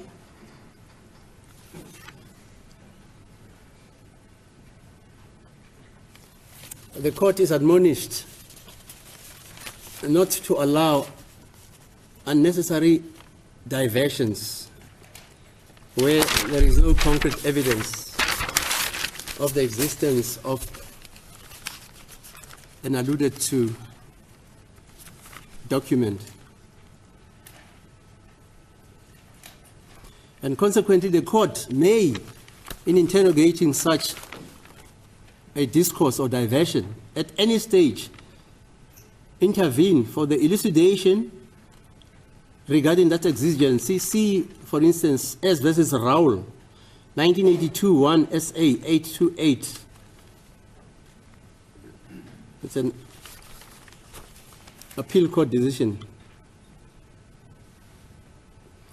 And for instance, this court believes that it has complied with the guidelines as set out by the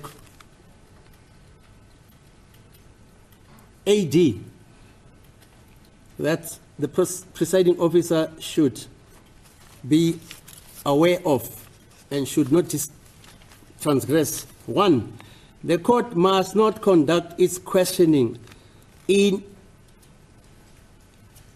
an impartial way, so that its impartiality can be doubted. The court must not take part in the case to such an extent, meaning it mustn't intervene to such an extent that the court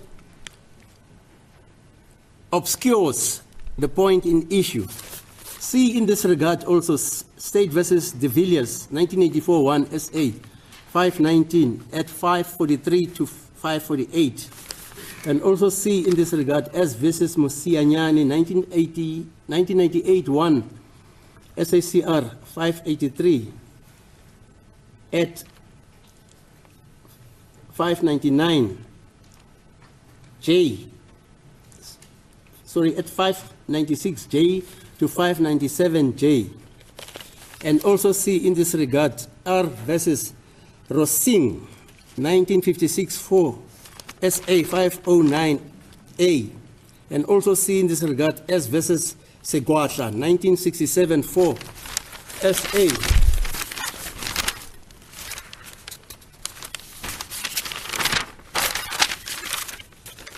at 506A up to 568H. And also see the case of Van Zyl, 1989 at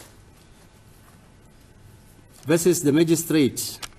And also see the case of S. Chabela at 29G to 30E. And also see the case of Dolingebo, 2016 1 SACR 329 SCA at paragraph 25 to paragraph 26.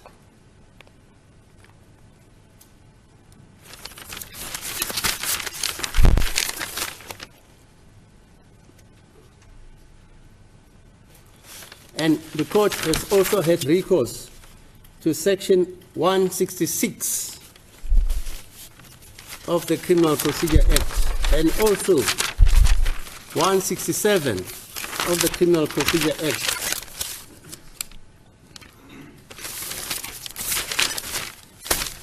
And consequently, this court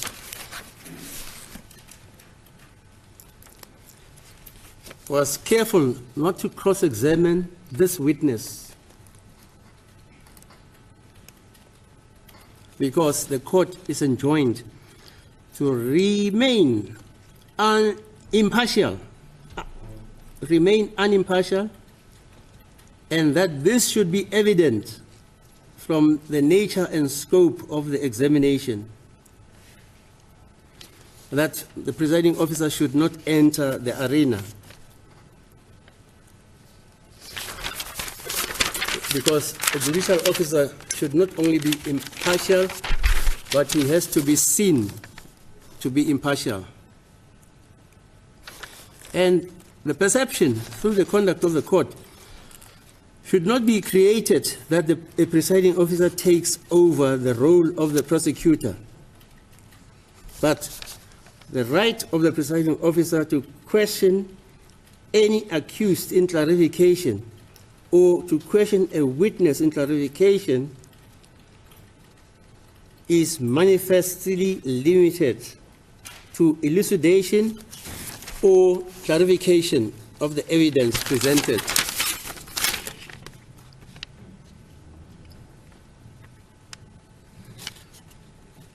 And the court must bear in mind that as an empire, it is obliged to see that justice is done, and it must bear in mind the bona fide attempts to see that justice is done and must be perceived as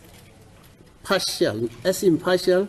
For that reason, a careful balance must be maintained between interference and detachment. See in this regard, S versus Gerber, 1997 to SACR 601 SCA at 607 A to C.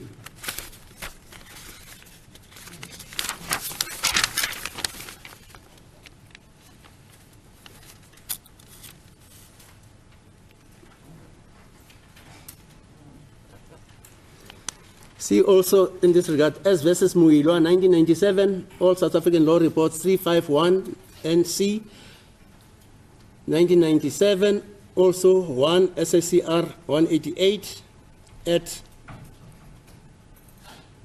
it's a Natal case at 192 to A to F, and also see the State versus Van der Berg, 1995 for BCLR 479. Which is a Namibian case, 1996, SACR 19, from page 64F to, from F to I. So, the court has utilized its discretion to decide whether certain evidence is essential or not, and in the exercise of its discretion, which cannot be interfered with, if it is exercised judiciously, this court finds that no written statement exists. Okay.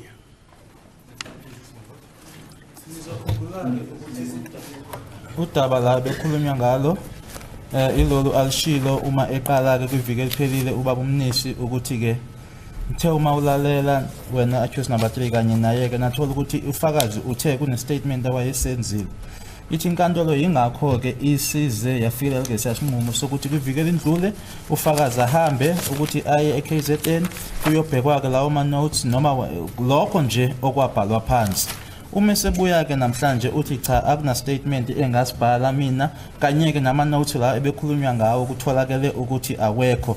Lana phambi kwakhe unalesi statement ekuyisona lesi ebesilana vele ekubhalwe kusona athi yiko lokho bekhuluma ngakho ukuthi la bebona khona ukuthi kunephutha ubese yalungisa khona kodwa hayi ukuthi kune statement awasenza ngaphandle kwalesi sange yi31 zika May kuona lo nyaka ka 2013 asikho esinye asitholakala noma no hayi ukuthi asitholakala asikho ama notes la angatholakala.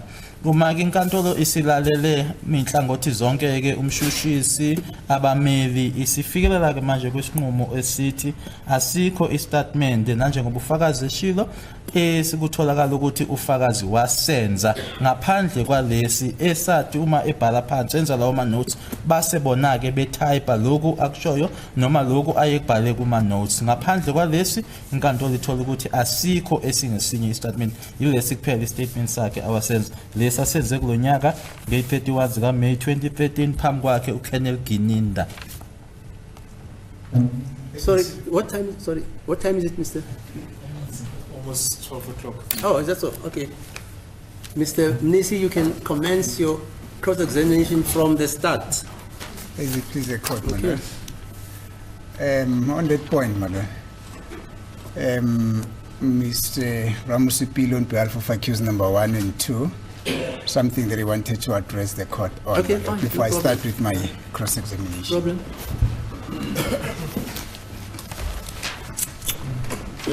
As the court pleases, my lord, I'm indebted.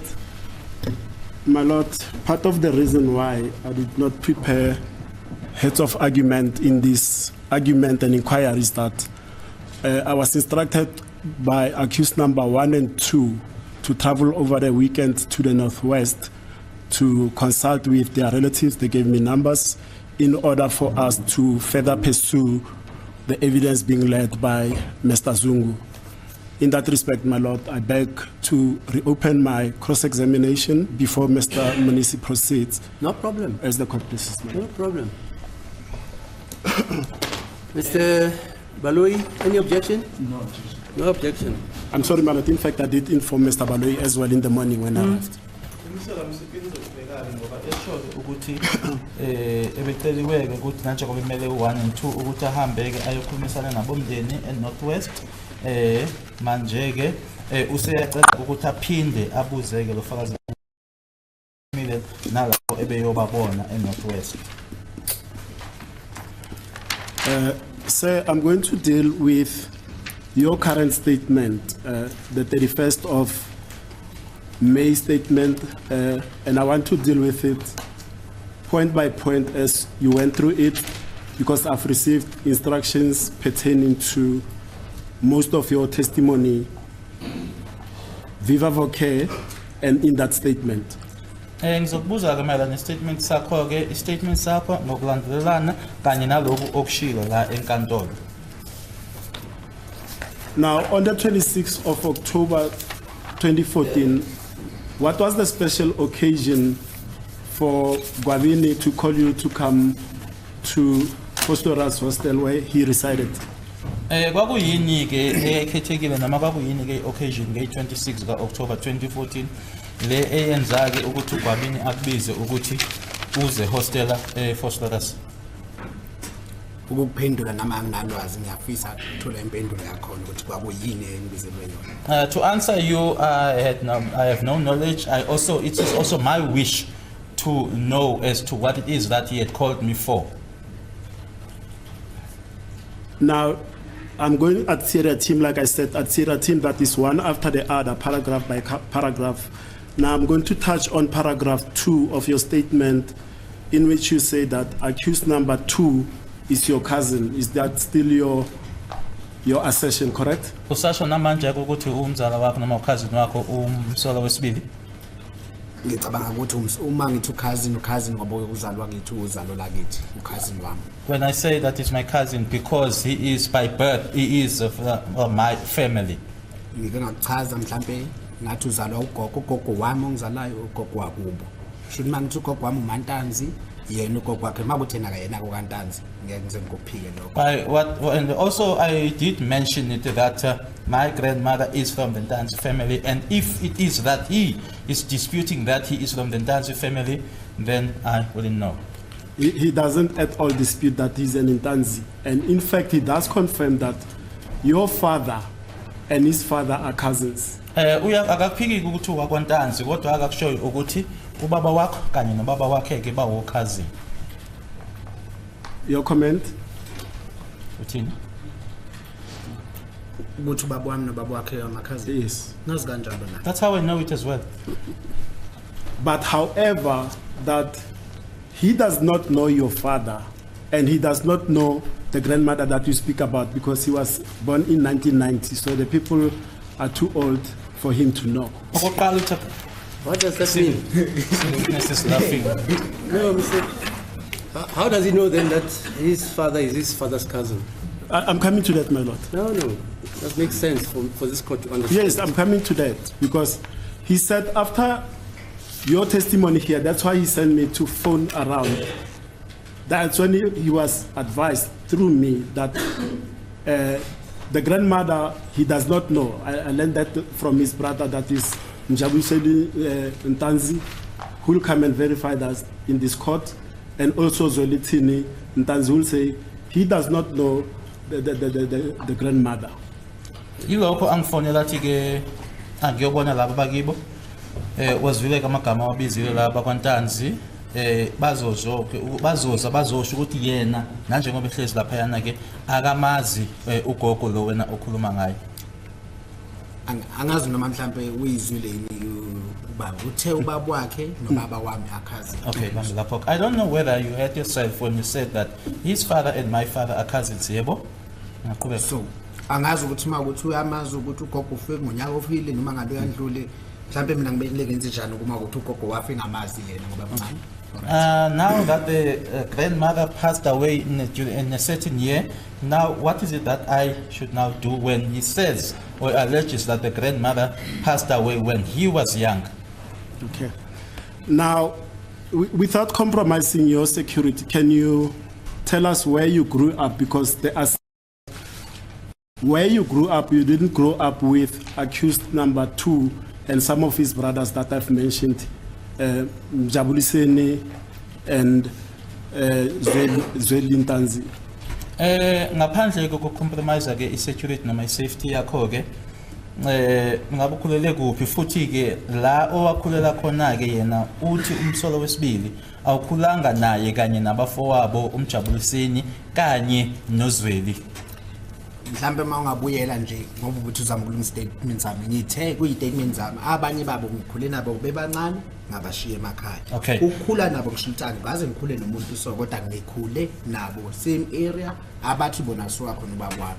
Angazi ukuthi mhlambe uthi bona ngikhule nabo usho ukuthini ngoba ngiyasho ukuthi ngikhulele nabo ngoba bazobaba shothi bayazi ukuthi ngikuphi ekhaya nami ngiyazi ukuba if when I rectified or corrected my statement, I did mention that I grew up with some of them, but left them when they were still young. Not that to say that we grew up for a very long time. And if they then say that they know, or he says that he knows my father, meaning that he knows where it is that I grew up. Now, before the alleged incident of the 26th of October at Fosleras, did you ever meet accused number 2 before? Ngaphambi kwalehlakalo saseSlovakia sange-26 ka-October 2014, ingabe phambi kwalokho, phambi kwaleso sigameko leso, wahlangana noma wake wahlangana yini naye accused number 2? Yebo ngangambona. Yes, I saw him. Ngasemakhaya. Back home. Ngasemakhaya meaning exactly where? Must he disclose where he lives so that he must be killed? I thought you were considerate. You didn't want him to disclose let me his whereabouts because of his that's safety being compromised. Okay, then the version that I must put to you is that accused number 2 says he's never met you before and he only saw you from last week Thursday when you came to testify at this trial. Thakakazi wahlangana nawe yena uqale ukubona ngqa lesine kwiviki endlule uma uza la inkantolo uzonikeza ngobufakazi. And so sorry. Noma ulahlwa zihlobo kwesinye isikhathi kumele kwamukele. Even if you are deserted or abandoned by family at times, you need to accept that. And accused number 2 further denies that he knew or he knows who Gwabini is. Yaphika nokuthi uyamazi ukuthi uGwabini ubani. Is a remark how ngicela ungaphawuli. May I not comment because I'm thinking of family. And on behalf of accused number 1 and 2, the suggestion is that,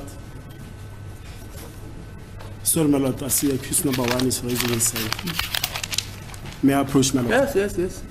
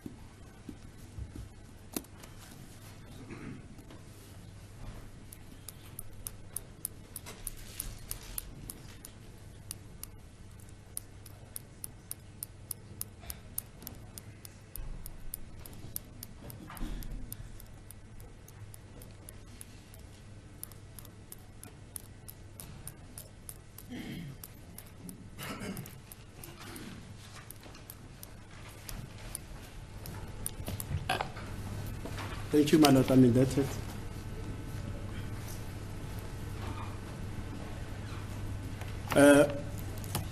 The bottom line is this: your answer is that you are saying that when family. Repeat that for me. Sorry, that answer that. Maula or something to that effect. Can I almost attend to this? Yes. Okay. Uthi ucela uphinde kunaloko kushilo ke noma ulahla umndeni kumele ukwamukela. Oh, yes, yes. Okay. The bottom line is this, and I'm not going to belabor that point. Accused number 2 says he hasn't met you, he hasn't grown up with you. In fact, he's 4 years younger than you as well. Uthi akakaze ahlangana nawe akakhulanga nawe futhi ke mncane yena ngeminyaka ewu4 kuwena. Ngicabanga withdraw mhlambe khona Friday ukuthi ubuze ngokuthi sihlobana kanjani sikhulele phi kanjani ngicabanga ukuthi kube wena owithdraw lokho. Angazi noma ubuyela kulokho ngize ngabonga ngathi ngiyabonga mawukuthi accuse number 1 uyakwemukela lokho. When you said on Friday that you were withdrawing the question that you were having as to where we grew up, I even said thank you with regards to that, and I also thought or accepted that accused number 1 also welcomed that. So sorry, did I say accused number 1 or 2? Number 2. Oh, ukhuluma accused number 2. Yeah. Yes. Baby bancane kimi. Yes, they were young. They are younger than me. Okay. Now, on behalf of accused number 1 and 2, in paragraph 2 of your statement, when you said Gwabeni told you that his homeboys were coming, accused number 1 and 2, they were not part of the group of the homeboys that you referred to in paragraph 2. Just a minute. Gwabeni told me. Oh yeah. Uthi ke number 1 no number 2 yena ke babengababona babengasiyona ke ingxenye yalabo ama homeboys la uGwabeni wayekutshela ngawo ukuthi nabo bayeza bathi bona ke abekho la kulama homeboys kwakhulunywa ngawo la vele umakhelwane ba mhlambe mayithi ama homeboys amanye ngabe bala mhlambe accuse number 3 4 5 bona mhlambe ngathi umakhelwane bakho or umuzwa kaSibiya kwangadinga uthathi ama homeboys. Yes, indeed. Maybe he was also referring to my neighbors because 3 4 5 umakhelwane. Umakhelwane umuzi. Okay. Should mighty homeboys wayibala bonke abantu basendawo. All right. When you referred to homeboys, he was now referring to all those that are from the village or are from the area. And then wasuthi uma wayezothi umuzi uma kwenze njani? Mhlawumbe kuba wayezothi mayikhuluma ethi ufuna ukubona umuzwa evele akubeke straight athi umuzwa ufuna ukubona. If it was that Muzi is the one that wanted to see me, then he would have just said it direct that Muzi wants to see you. Okay, let's move on to paragraph 3 of your written statement, typed out statement. I'm sorry, let me not say written, typed out statement. Now you state in paragraph 3 that upon arrival at Gwabeni's place, you found him and other boys from Nongoma who you know because you all grew up with from the same area. Who are you referring to as the boys that you grew up in the same area? Mase ngifika ke khona noma sengifica kwaGwameni kanye ke nabanye ke ababuya kwaNongoma. Yeah, no. Uthi lana ke ukhuluma ngobani la ukhuluma ngabo lapho? Mangicabanga manguphendula nje ngithe abantu ababelapha endlini kwangayena umuntu oyedwa kwangayena futhi umuzi noma afika o abathathu laba bangapha kodwa kwakukhona abangasekhaya including usinakho mawubheka ngekambala ukuthi kwakukhona usinakho baningi futhi ababekhona kodwa bengathanda ukuveza amagama abantu ababekhona kungenasidingo. When I mentioned it or when I said this that I did say that it was not only one person who was there. There were a lot of people. It was not Muzi, it was not only Mafiga or the other three gentlemen, but there were others as well. I also did not want to make mention of names without any reason for me to do that. There were also the likes of Sinako and others. There were many from back home. And you further state that some of the boys you haven't seen for decades. What do you mean that you haven't seen the boys for decades? Kunalana ukhulumayo ukuthi ke abanye ke iminyaka decades ngingasababoni. Ngisho ukuthini? Njoba ngisho ukuthi mangihamba bengihamba mhlawumbe umnye ngamboni omunye ngiyobuye esekhulile omunye ngiyobuye ngamtholanga kulokho amangifikile mhlawumbe angiyikumbona so kuyoba iminyaka ukuthi omunye ngisamkhumbula engakanani kodwa loya kwakubani ingakho kwabe ayingenze le introduction yabo. As I've said or mentioned that I would go, I would leave the others maybe young, I would come back, the others would have grown. When I come back, the others are no longer there, or are not staying there, or I don't see the other one. Hence, Kwabeni then had to do the introduction as to who is who.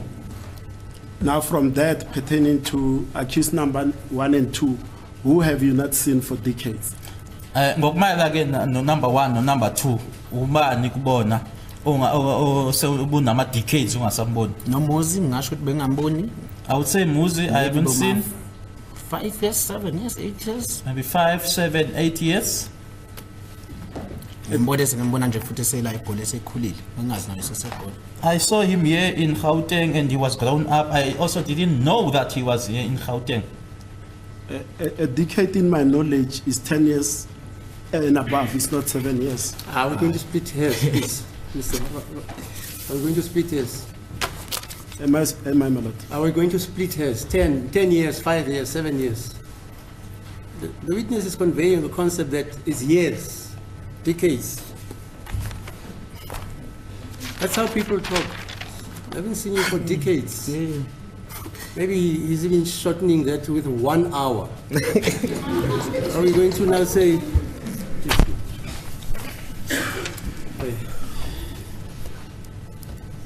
Then you proceed in paragraph 3 to state further that Gwabini introduced you to Carlos and in brackets is Gada and his real name you say it's Mutobisi Ngube Mafika Bongani Ntanzi Mtokozisi Mapisa. You see that? Yeah, I see that. Ngiyakubona lokho. Now, why would it be necessary for Gwabini to introduce you to Bongani because he's your cousin? Manje ke kwakuyisidingo sokuthi aze akuintroduce ke nakubongani ngoba yena cousin wakhe. Njengoba bekungishilo ngathi bengahlali nabo. Mhlawumbe umunye bengasalikhumbula igama lakhe bese ngikhumbuza ukuthi lo nombe yamkhumbula kwakubani. And khona amagama besibizana ngawo mhlawumbe bebengazi ngalo. Nami nje lelo abalobiza la icourt bayaqabuka ukulasa bebazi ukuthi ngokuzo. As already said that others I haven't seen for a very long time. And he would then say or remind me, do you remember who this is? And there are names that would refer to each other by. Even the names that are being referred to here in court, that came as a surprise to them. And you proceed further by stating that you did not need to be introduced to, and I'll state them by accused number 1 and 3, but there you give the names because you are used to them and you see them often. You see that part where you say 1 and 3, that will be paragraph 3. Muzisi Bia and Carlos Ntubisisi Gadla. Lana we are sure. Yes, the witness acknowledges. So you say those 1 and 3, you saw them often. How often did you see them and where did you see them? Uthi buvamise ukubabona ke 1 and 3. Buvamise ukubabona kuphi? Njengo qale ngoba accused number 1 uthi 1 and 3. Yes. Okay, 1 and 3. Umuzi bengimbona ekhaya mangifikile mhlawumbe mayedlala sakhula bengimbona lapha. I would see Muzi back home upon arrival. Maybe if he would be playing there, I would then see him.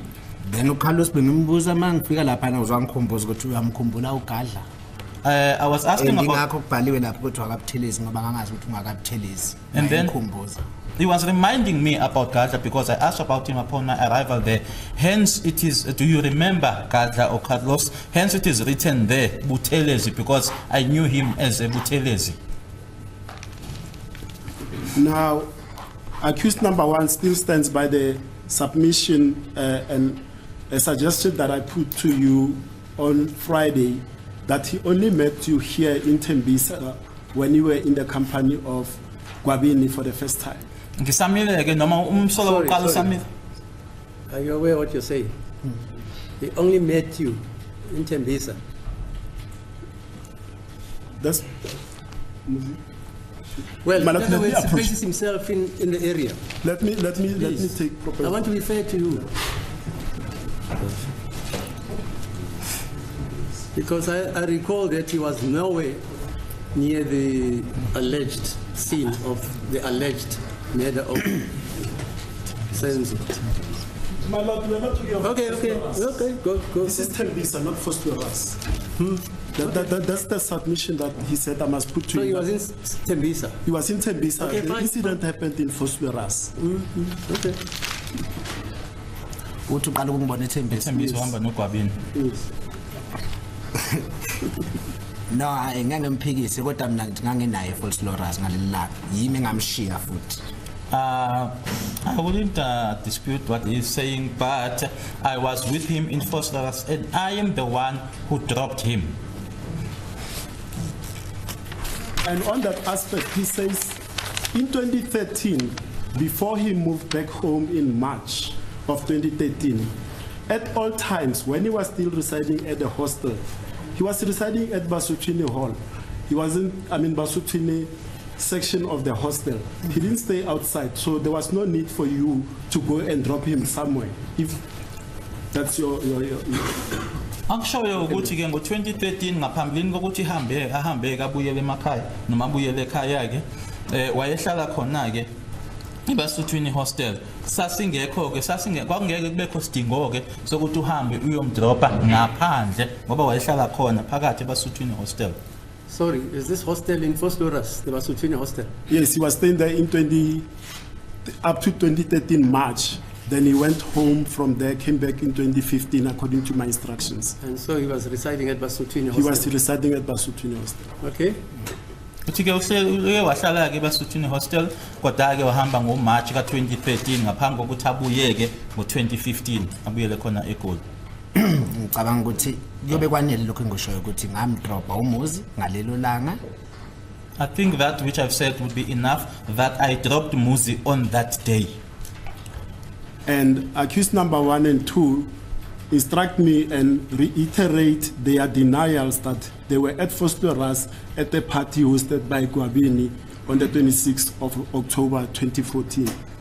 Bameleke kuloko abakushoyo ukuthi nje baphikisana ke bona baphika ke bona ukuthi ngazo i26 zika October 2014 babe se hostel FFPLUS kwi-party eyayenziwe uyena uGwabini. Angeke ngibaphikise mabethi bayakuphika lokho kodwa mina ngoqinisekisayo babe khona futhi ngababona. I won't dispute if they say that they are denying that, but what I am ascertaining here is that they were there and I saw them. And ngakusho kwakho lobo ukuthi nami ngiyafisa vele ukuthola impendulo ukuthi ngangiyokwenzani khona babe ngibizeleni. And also on that, I also wish to know as to why was I there? Why did they call me? Who called you? Are you saying accused number 1 and 2 called you there? Ngithe ngafonela uGwabini kwi-statement sami ntona. In my statement, I said Gwabini called me or contacted me. Now let's move to paragraph 4 of your statement. Now you testified in evidence in chief that before you drank alcohol, your service pistol was on your person, correct? Ushilo ke nokuthi ngaphambilini kokuthi uphuzeke utshwala isibhamu sakho somsebenzi sasikuwena. Yebo. Yes.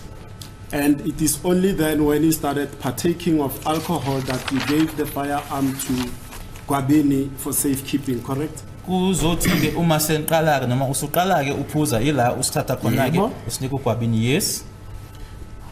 And in my questioning of you on Friday, and you'll correct me if I'm wrong, I asked you whether or not you placed that firearm in a bag together with the car keys, and I think your response was that you did not. You handed the firearm as is to Gwabini, correct? Yebo? Yes. Now, if I read to you at paragraph 4 of your statement, at line, because I've already read this paragraph, I'm not going to read the whole of it. At paragraph 4, line 1, 2, 3, 4 towards the end, where there's a Volkswagen Polo and full stop, it says, and I read from there, I quote, I then went outside and removed my vehicle out of his way, and he left, but later came back. I then took my bag out of the vehicle as it contained my firearm. I also put the vehicle key inside the bag. Do you see that? Yes. And I gave the bag to Gwabini for safekeeping in his room. He locked the bag inside inside his, the bag inside his bedroom as well as Makosonge's bag. Up to there, I'll close the quotes there. Do you see that?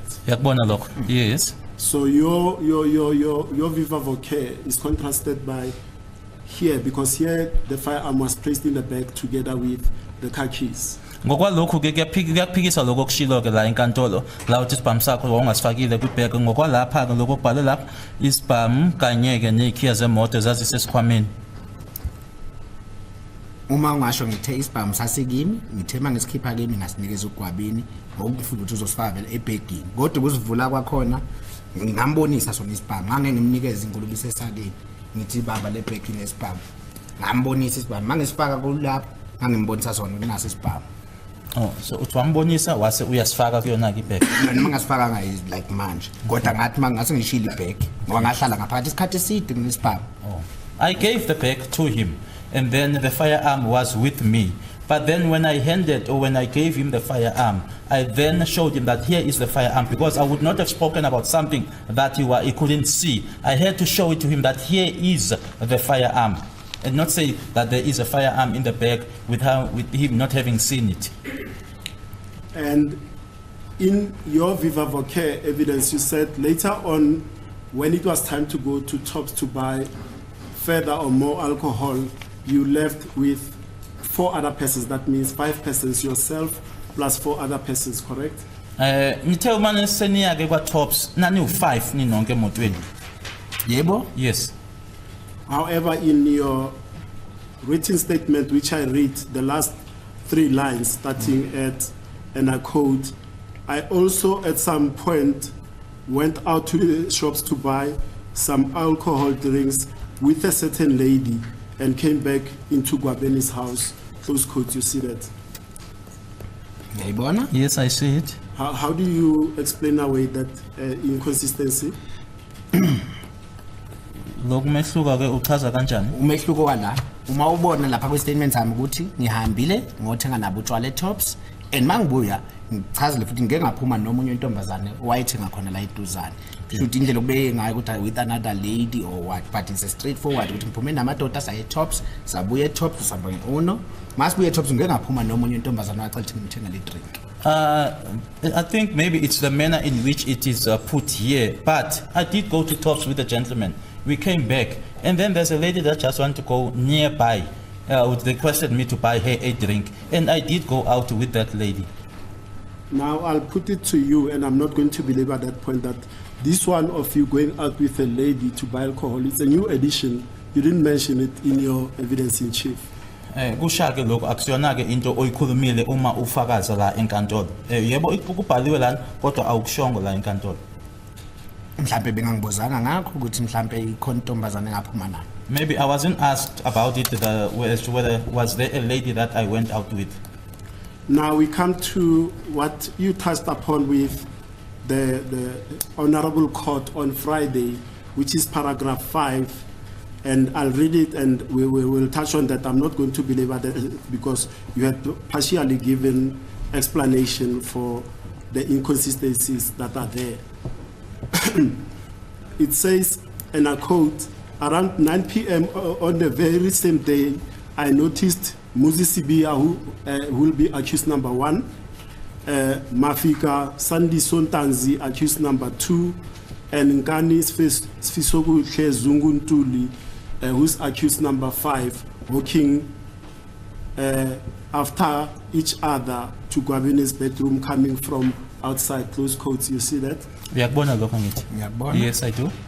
Now, you explained away Friday that inconsistency to say the person, the latter mentioned person, that is Ngani Kutle Zunguntuli was not supposed to be mentioned on that statement. Rather, the substitution should be made for accused number 3, correct? Yes, the witness confirms. And you also testified that as this statement was made in the, and correct me if I'm wrong, that as you were narrating the story from the reference pieces that you have, the notes, let's forget about them because they're not here. You were narrating the story and the Ms. Mokhatli was in front of you typewriting what you narrated at the same time, correct? Ushiloko ukuthi asikhohleke ngawo amanothi ngoba wekho lana ke ukuthi nanjengoba wena ke wawukhuluma lona ke owaye yena kwayehlezi ke lapha ku PC ebhala ke lokhu okushoyo. Yebo? Yes. Perhaps you'll explain to me because it's this ingenious for you to say that, and I'll put it to you because if you are sitting with a typist in front of you typing what comes from your mouth, why would that typist then, if you want to say Mtobisi Gada Ngube, right, Ntuli, because it comes from your mouth, she doesn't stop, she listens to you, she types out what you are saying to her. Bese kwenzeka kanjani ke uhlezi uyakhuluma lo muntu obhalayo ngithi ubhala lokho kuphuma kuwena uma wena uthi Mthobisi Gadla Ncube kwenzeka kanjani ukuthi yena abhala unkani isifihlo uZunguntuli? Advocate yawumchazela uma ngibiza bengibabiza ngegama njengala igama engibiza ngalo bengibuza umuzi ngegama but uma itype ngeke eze type njengogadla mina bengimbiza ngogadla ukuthi ugadla umuzi umafika kodwa la kukho lokho shuthi igama bengilibiza lelo igama ongelabo amagama abo mina bengiwabiza ngawo so ngenzeka ama ithi mhlawumbe ethi gadla athi nkane lo it's a mistake amagama oyibona la le enzama ukuyenza ngathi yona inkinga akusiyona inkinga lamagama ilamagama tha misplaceekile instead of ugadla ungena igama likankani yilokho kuphela inkinga. It is only the names that is here a problem or that you want to make as if it's a problem, but it is not a problem, where I would mention them by their names, Muzi, and then instead of Gadla he would then write Nkani, but that is what happened where the names had been confused. I don't understand because if that was the case, Sir, why don't you understand? He's explaining. I'm trying to understand, my lord. But he's explaining. Yes, What did you understand? I need him to explain. Okay, fine. Because my lord will ask me whether I understand myself. So let me hear from him. You say something about the spacing and the names. I'm not sure whether I'm getting you correctly. Explain that so that I understand it, please. Spacing and the way. So Now you are maybe saying that we are referring to spacing and the word. okay. now. So sorry. You are saying the names as it were written. I don't know. That's why I'm saying. He is saying, the typist confused the name Gadla, for instance, and Nkani. That's what he's saying. Are you saying that, sir? Correct, my justice. Please. Now, let's move on. Let's not belabor this. Now, if you say you took this statement, it was made on the 31st. When was a copy made for you? Was made on the same day. Ikhophi ngayenzelwa ngalelo langa yi-31st sikaMeyi. And you took the copy home, if I understood your evidence, then when you read it again at home, you realized that there were these inconsistencies, correct? The witness is nodding in confirm. Yes. And did you then pick up your phone and tell Colonel Gininda that wait before you distribute that statement to the defense attorneys because I've observed discrepancies thereon? Ingabe usulithatha kucingo lakho ufonela uGinini uthi ngaphambi kokuthi ke leso statement usihambise ke kubameli khona ke amaphutha engwabonile la wakwenza yini lokho? Nenhloso yokuba safe besingadibani now and then. Sasidibane ngalelo langa ngathatha statement ngihamba naso. Emva kwalokho ungabonela ama notes. Ngabe mekufonela ngabazisa ukuthi no ulapha kunama problem. Kodwa bebekumbizela ukuyoconsulta advocate. For safety reasons. That's why bengakulungisa lo maphutha. For safety reasons, we didn't meet or we wouldn't meet. But then when they contacted me, when we had gone or called me to come and consult, I then notified them of the mistakes. Okay, just and also not to compromise your safety. At the time you made this statement, you were now under the witness protection, correct? Ongaphansi kwayo protection ngathi wenza lesi statement. Bengekho ngaphansi kwe witness protection? No, I wasn't. Okay. Now, you continue in that paragraph 5 that you observed or noticed, in particular, let me leave the other person because it's represented. You noticed accused number 1 giving Gwabini a .38 special revolver firearm, correct? Uthi ke kubuza ngo number 1 khona la ukhuluma khona ngabantu abanikeza ugadli ibham kodwa uzokhuluma ngalo omelo uyena omunye umelo naye uthi wase ubona ke unumber 1 enikeza uGwabini i38 special. Okay, siyilungise bengaze bethi uthe ugadla base ushuthi ubukhuluma ngobani ngomuntu accused number 1. Yes, .38 special. Yes. Okay. In fact, just on a small aspect that nothing maybe may not tell on it is this. You also testified that as they walk into the room, the 3 gentlemen that you've testified about, something was faulty with a light, whatever. Ukhulumile ke nange light ke eyayinenkinga ngathi ke uthi wababona beyongena ekamereni. Ngithe mangifika ngaphakathi wacisha ilight uGwabini ngenhloso hayi ukuthi wayicishe ngaphezulu ngani ngenhloso ukuthi wathi nango baba omncane then kwase kuba nalento ukuthi gqike ngathi cisha ilight yabo kanti vele ngangiphakathi ngoba ngangibalandele emuva bona babenganothanga ukuthi ngiyabalandela kodwa uGwabini wangibona ngoba wathi mabengena ngaphakathi ngangena nabo yabona I said afika kamnandi nje kusenzeka leyo action. I said that Gwabini switched off the light because he had said that here's my uncle or here's Ubaba Mncane. They didn't see or they were not aware that I was following them. But Gwabini saw me that I was walking behind them, and upon arrival that uthe yini le wafika usebenzise igama uthi wafika leyo ise on ini ngithe my wife ngifike wathi mayingena endlini kwabe sekuba khona lokhu ukuthi kungathi cisha ilight. Okay, it was as if that when I got into the house or into the room, it was as if the light you was switching it off. Yebo kukhona lokho kushilo gcineni uthe ngafika lapho ise on leyo ngabe sayenza bese isenzeka futhi nje lento yayisenzeka ngoba when I got into the room they were still busy with that they were busy with. Ngoba wabona ukuthi uGwabini ngeke sakhona ukungivimba ngoba sengingenile ingakho ayizama mhlawumbe ukucisha ilight. Because Gwabini then realized that he won't be able to stop me because I was already there. Hence he then tried to switch the light. Okay. Now, earlier on Thursday and Friday, you testified that, and I use your word, that it was busy in and around that vicinity. That is the common area. Although the room was locked, you could observe it. That door of the room of Gwabini, is it directly facing the kitchen area?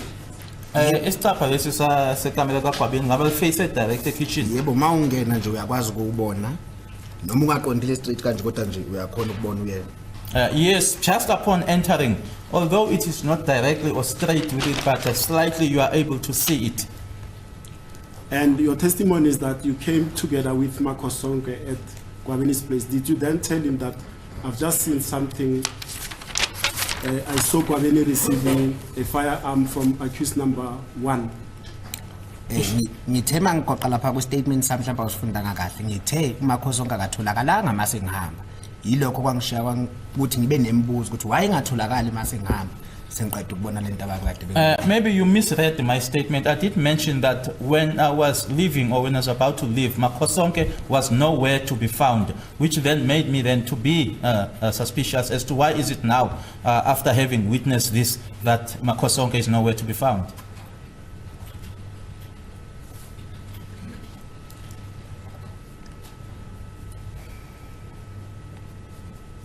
Now, the instructions from accused number 2, and it pertains also to this paragraph 5, is that you saw him changing hoodies from black to gray. 100%. He instructs me to tell you that that never happened. It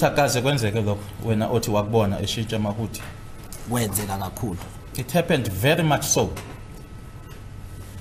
Now, let's move on to paragraph 6 of your statement.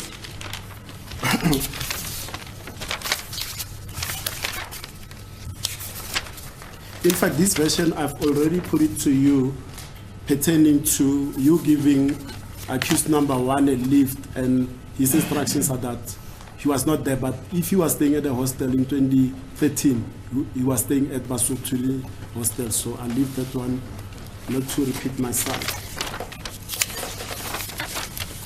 Now,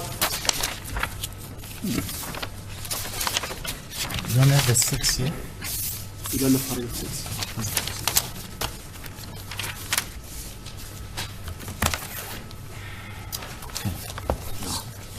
No, it's fine.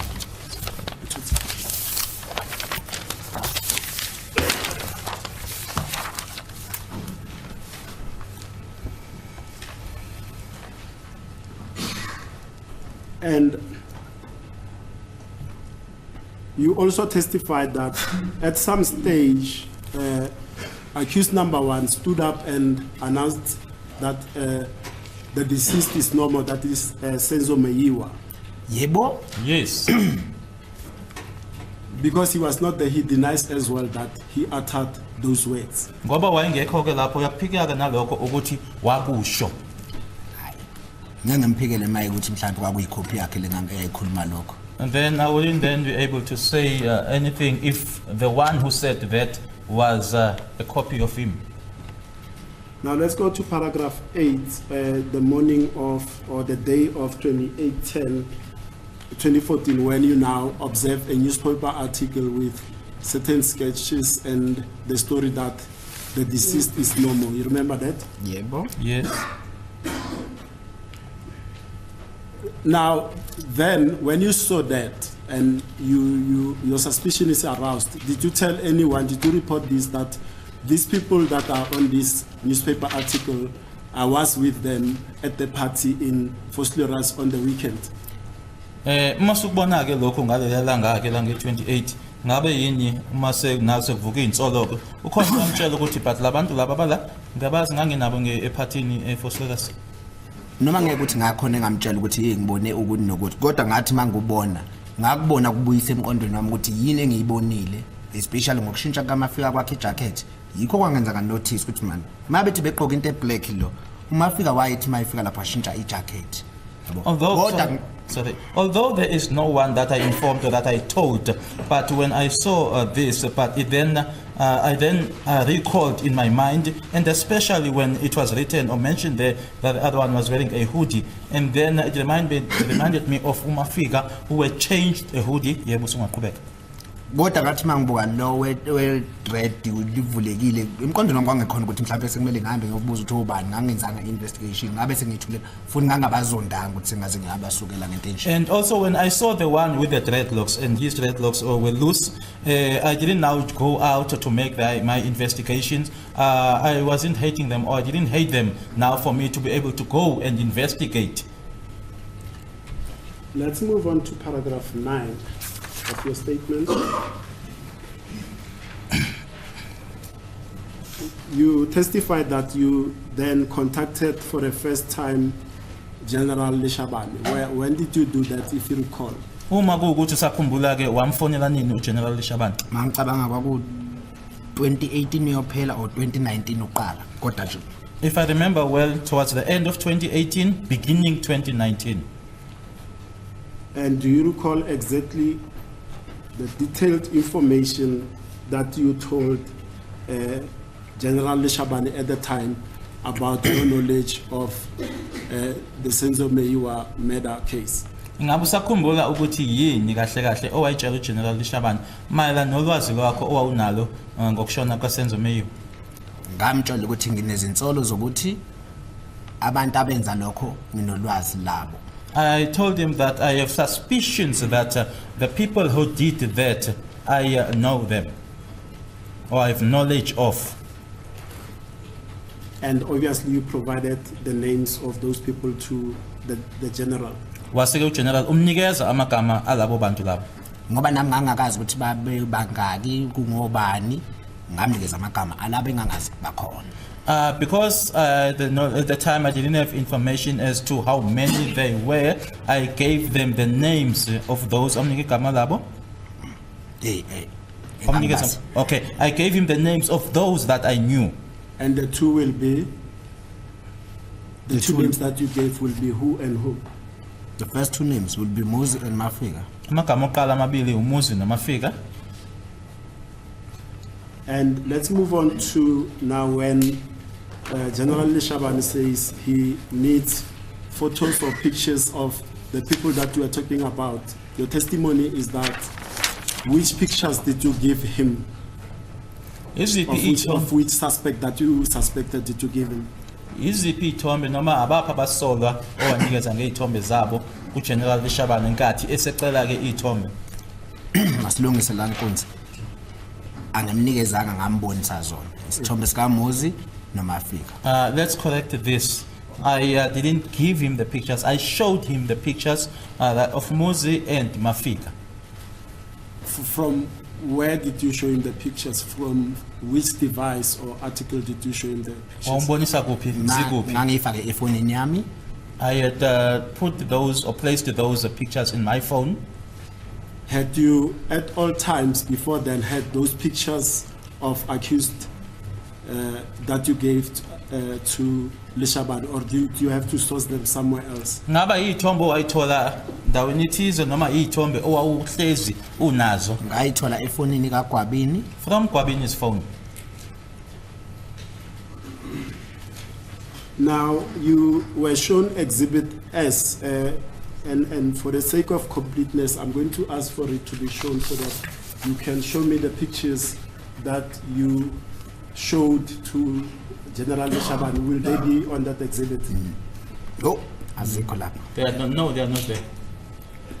And do you know if they are on any exhibit that you are aware of? Because I see at the end of your statement, we'll come to there, I see you refer to photo albums from which you identified the suspects. If you go to the last paragraph, yes. Yeah. The photo album that you referred to that you identified accused number 1, what photo album will that be? Yiphi le photo album le uthi number 1 wambona kuyona?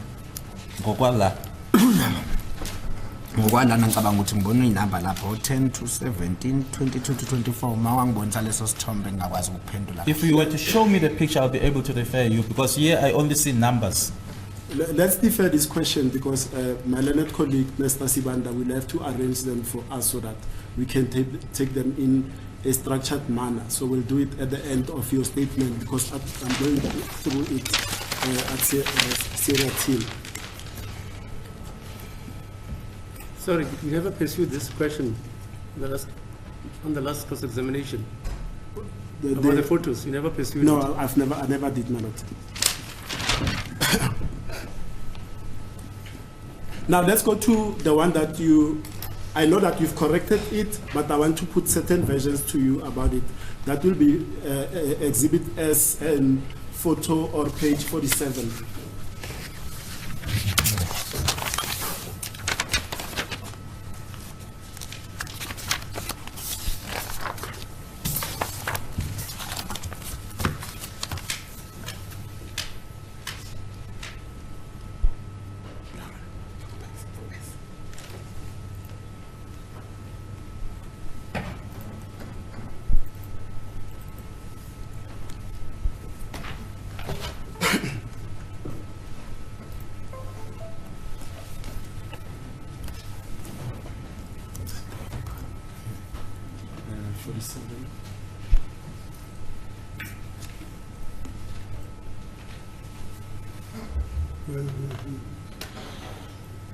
And my lord, perhaps while he's still browsing, let me take a quick one from accused number 2.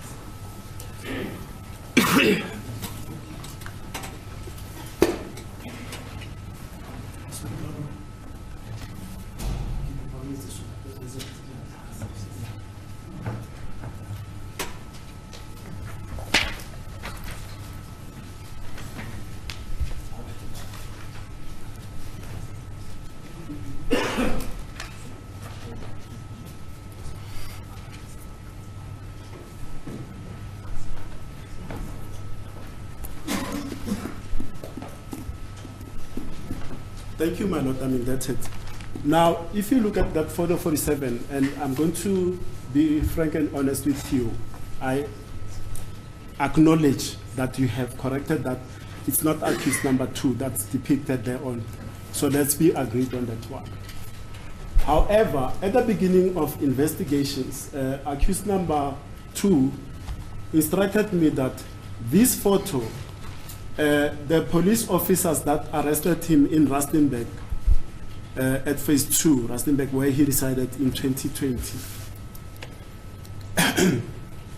they came with this photo, and when they questioned him, they produced this photo and insisted that he is the person that is depicted on that picture. Ngiyazi ke ukuthi ke ulungisile wathi cha wenze iphutha akusiyena lo yana kodwa ke uthi inkathi eboshwa ephase 2 eRustenburg amaphoyisa ambopha aletha lesi sithombe lesi athi uyena lo ya okulesi sithombe. Ngiyaxolisa benga investigate le case. My apologies, I did not investigate the case. Maybe umbuzo loyo ungaphendula umuntu obe investigator in Maybe case. that question can be best answered by the person who investigated the case. And just to finish it off, like you are saying, don't comment if you don't want to comment, but I want to place it on record that the very same photo, accused number 2 was beaten up by the said police officers to admit that that is him. Ukuqadelela nje kuwena ke uma ufuna ukuphawula kulokho noma ungafunike kodwa ke uthi lesi sithombe lesi washaywa ke amaphoyisa ukuthi ethi akavume ukuthi uyena lo ya. Ngizokhomenta ngithini ngoba bengekho futhi bengazothi baphenya nami bafika naso ke lesithombe sebeze kimi. What will my comment be, because I wasn't investigating, I wasn't there. They also brought the same picture to me or came with the same picture to me. Who is they? Who brought that picture to you, and what did they say pertaining to that picture? Obani labo abezana lesi sithombe kuwena futhi bathini ngaso lesi sithombe? Investigating officer. Investigating officer?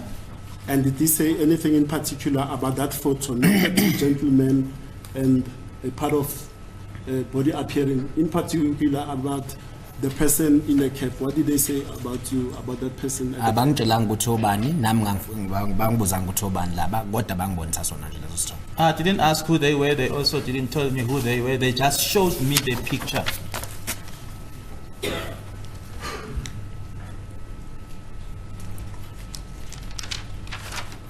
And with respect to, still on that paragraph, you testified that when you confronted accused number 1, and correct me if I'm wrong, about his involvement in the murder of Senzo Meiwa, he denied that, but he implicated, or was it the general telling you that? So that's why I'm saying, you clarify for me that someone implicated accused number 1's uncle, Spiva Sibia.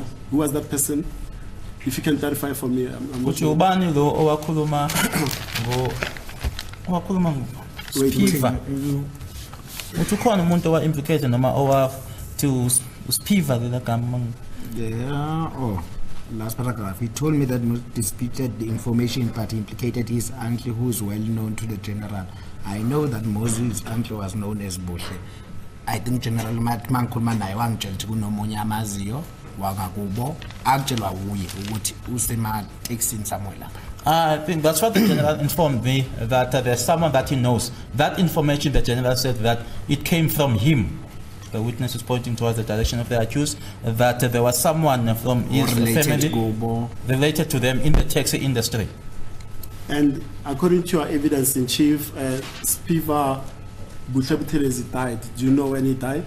Ushilo ukuthi washona uSpiva. Uyazi ukuthi washona nini? Noma ngazi ushone nini kodwa ngezwa. Although I don't know when exactly, but I heard. Now, accused number 1 will testify and say that, deny that he implicated his uncle in the murder of the deceased Senzo Meiwa. Uzophika ke lokho uthi yena akazange nje athi ke ubaba omncane noma uncle wakhe ke waye involved ekulaweni kwakhe uSenzo Meiwa.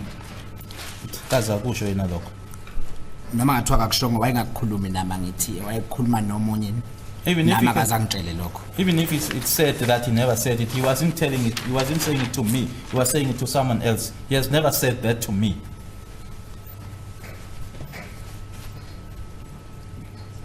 Now, at paragraph 11 of your statement, and it pertains to your testimony that there were discussions between you and accused number 1 regarding the Senzo Mewa case at the wedding of your sisters in August 2019, correct? Kushilo ke ukuthi ngo-August umaganwa ke usisi wakho? Yebo. Yes.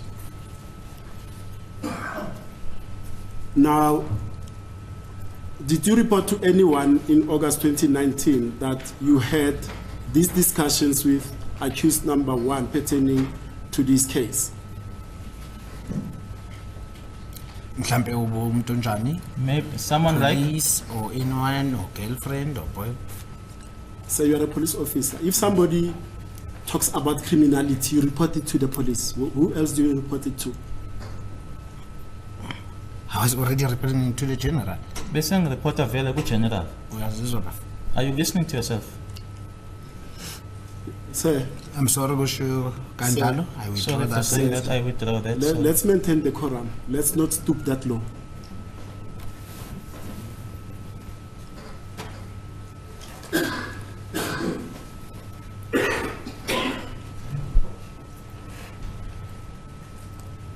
Now, accused number 1 denies that as well, that he has never attended a wedding of your sisters, nor did he make the utterances that you attribute to him.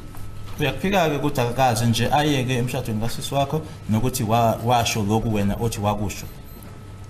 Wayekhona emshadweni, He was there at the wedding. wakhuluma nami futhi. He spoke to me as well. My Lord, I see we are closer to the long adjournment. I hear Mr. Jonas is breathing a sigh of relief. Can we now take a longer adjournment, my Lord? We'll resume What's the at time? 2. Mr. Malui, what's the time? It's 1 o'clock now, my Lord. 1? Just a minute before 1. Oh, okay, thanks. 2 o'clock then. So we are on 2. Which oath paraphrases, I acknowledge that the contents of this statement or affidavit are true and correct, and you signed it. Taking an Ingabe oath before a police officer or a commissioner of oaths or a magistrate. Have you ever done that, sir? ingabe khona la khona ke owafunga khona ke lokho okubekwayo lapha ezantsi. I know and understand this. Ngiyakufungela ukuthi lokho okubhalelana kuyiqiniso noma kungaphambi komanje khona la owenza statement wakufungela khona. Akekho my justice. None, my lord. As a policeman of, you said 12 years Minyaka experience, 12. Yes, correct. have you ever taken a statement from a person Wena ngokwakho at sikhona the police statement. station? Sikhona statement esoke wasithatha komunye umuntu police stage. Yebo ko. Yes, my lord. And after taking that statement, did you administer the oath to that person to swear to the truth and veracity that he acknowledges and understands the contents of the very statement which he has or she has given to you, and that she signs it and you append your signature as a police officer? Yebo ngeke ngakwenza lokho. Yes, I've done that, my lord. So you know what a statement is. Okusho ukuthi uyakwazi ukuthi i-statement ekuyini. My justice ngeke ngathi ngayi Friday ngathi akekho ngamnikeza statement sami. I was willing ukuthi statement sami ngisenze ecourt ngoba bengazi ukuthi ozongithatha statement usisaphi futhi uzosenza. Okay, sibambe lapho. I did say on Friday, my lord, that I gave my statement to no one because I didn't know as to the person that I was going to depose a statement to. Where is that person going to take my statement and do what with my statement? What are those documents, sir? Yini leyo iphethe? Isona statement sami ngasenza bangenzele icopy yazo. They made this is the statement, my lord. It's the typed one. Can They you made give a it copy to for me. No, can you give it to Mr. Malui and all the defense attorneys, and then me as the last person?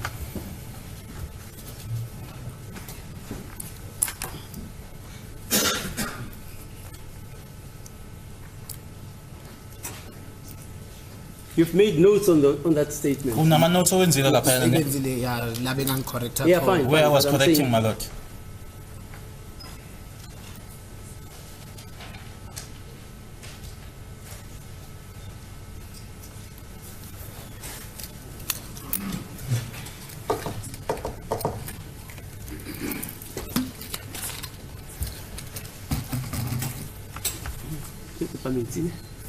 Water.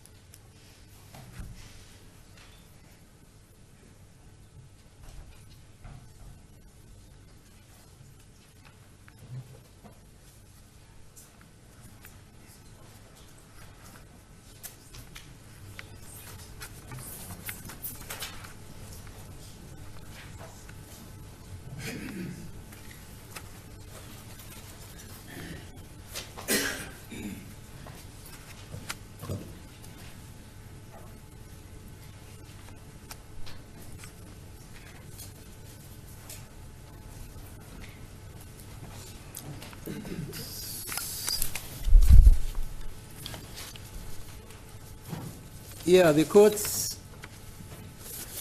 has in its possession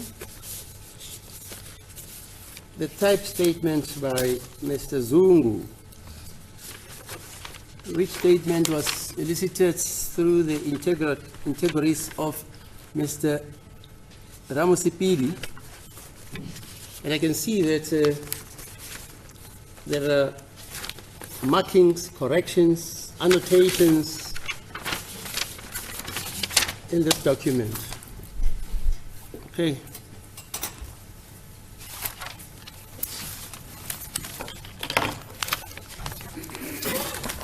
Okay.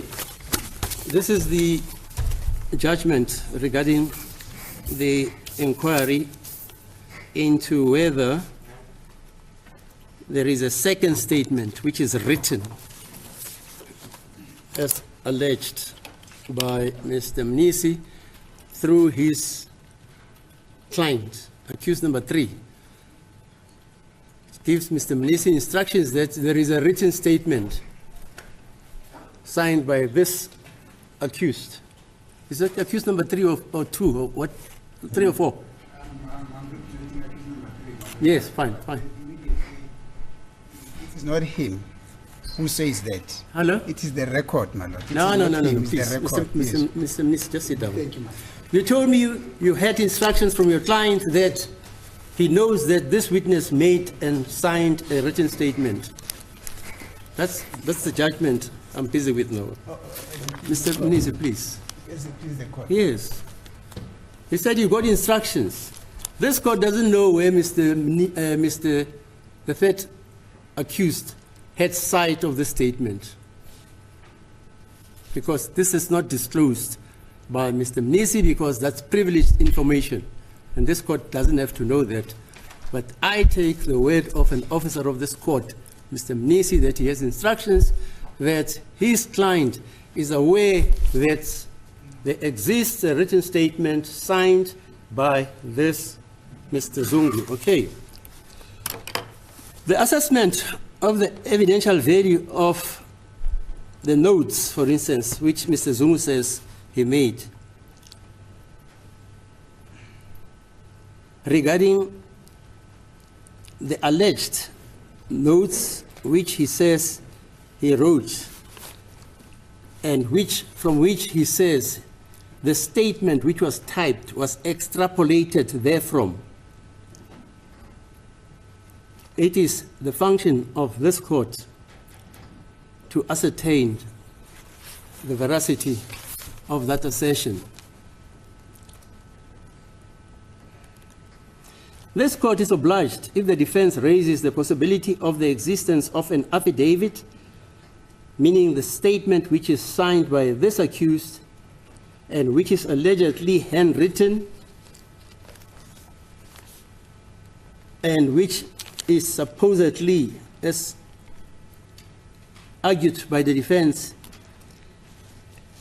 exists simultaneously and contemporaneously with the typed statement of this very accused. This statement was deposed to before Colonel Ginanda and typed by a certain Miss Mokhatle Sorry, is it, who was typing it, Miss?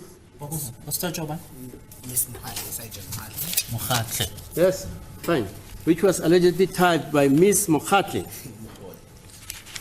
And this statement has been disclosed by the prosecution, represented by Mr. Baloyi.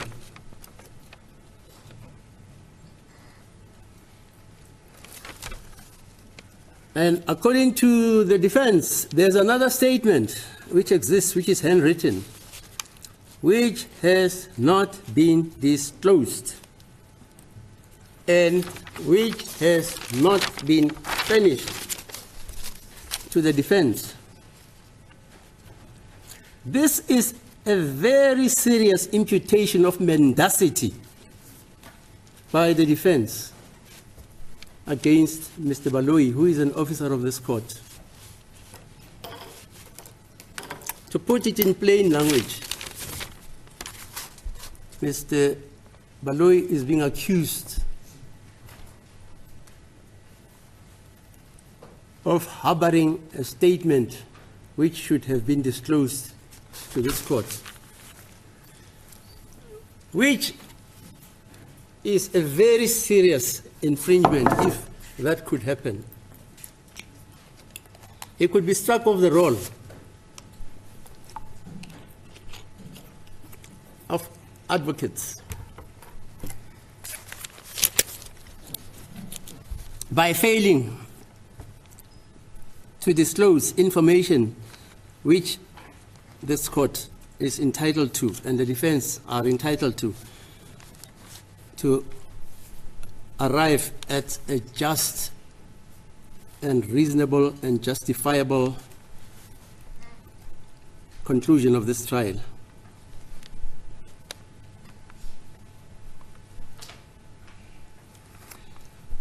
And this imputation of mendacity to Mr. Baloyi by the defense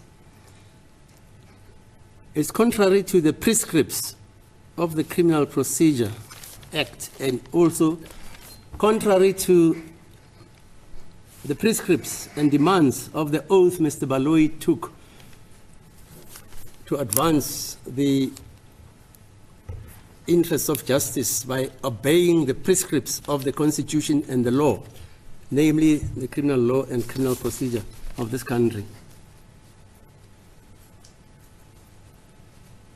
Since the judgment of State of Shabalala and others versus Attorney General of the Transvaal and another 1995-12, 1593 Constitutional Court regarding the defense's qualified right to copies of the statement in the police docket, the defense is entitled to be furnished with same.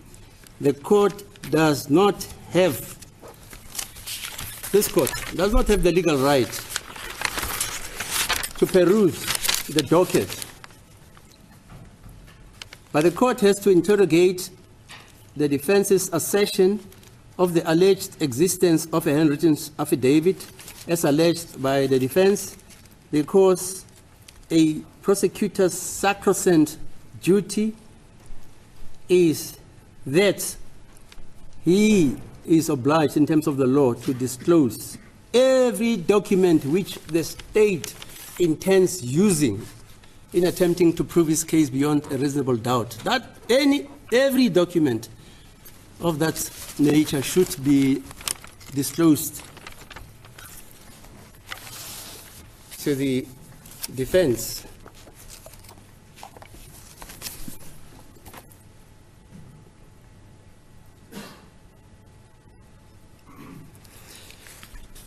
And just to go back to history, in R versus Stay 1954-1 SA 324 AD, this observation by Judge Nicholas,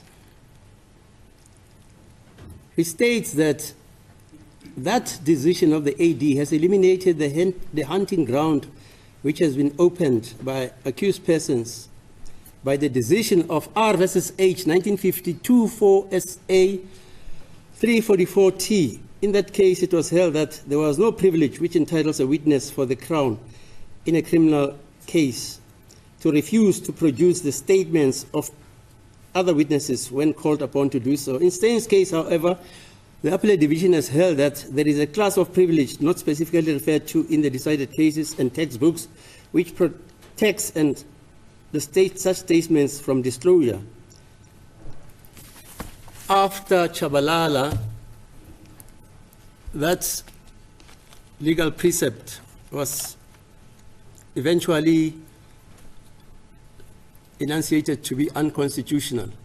Consequently, every prosecutor in this country knows that he has to disclose the documents on which a case of the state is based on. And I don't believe that Mr. Baloyi can risk the entire career he has built up over years as a senior advocate. I don't know what he would gain, because it is not the duty of a prosecutor, he is not an instructed counsel, to defend or act as an attorney or advocate of a witness in a case. The duty of a prosecutor is to present the case of the prosecution to the court for it to adjudicate and consider.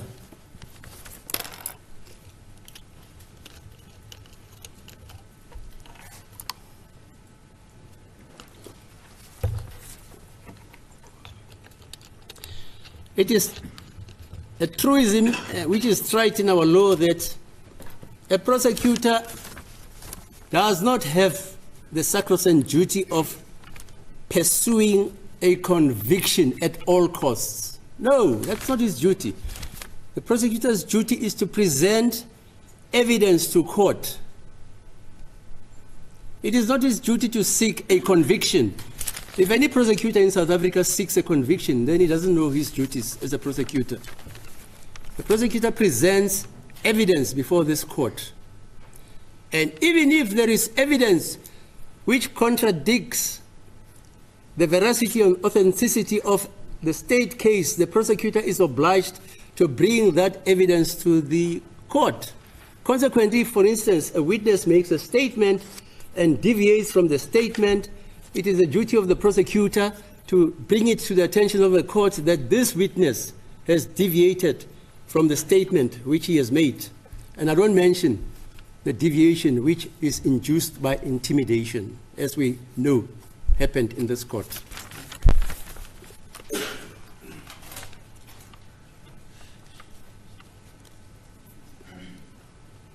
So the duty of a prosecutor is to assist the court in the ascertainment of the truth.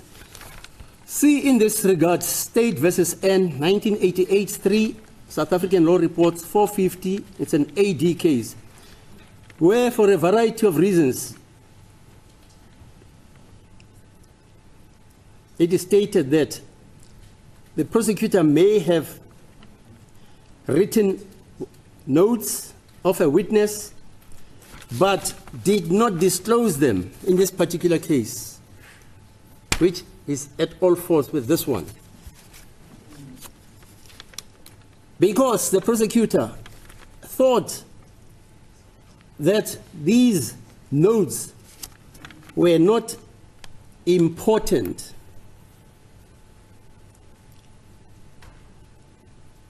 and because of this error of judgment,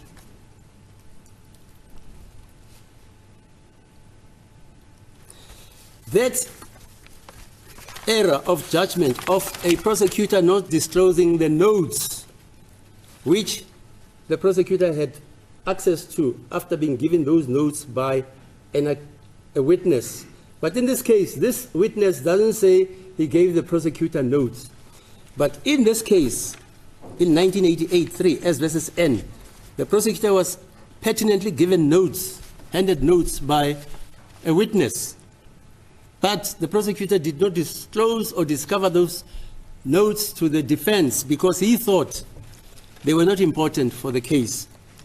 the Appellate Division, SCA, held that that amounted to the breach of the prosecutorial general duty because he had to disclose those notes.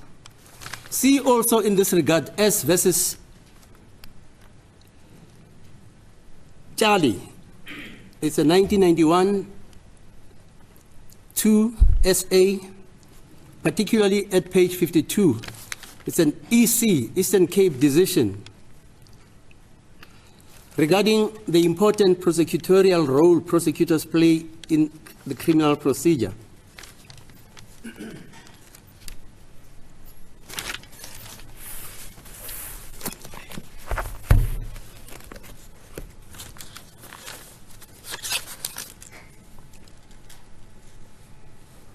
Sorry, I wrote this thing last night.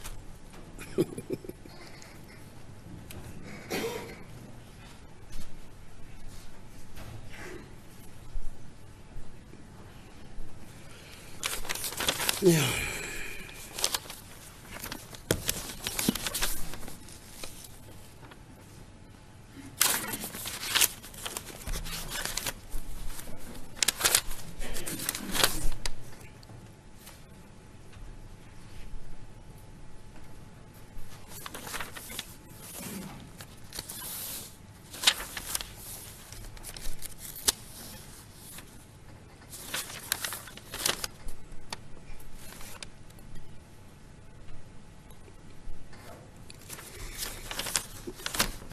In the textbook by Himstra, Criminal Procedure, this is the 5th edition,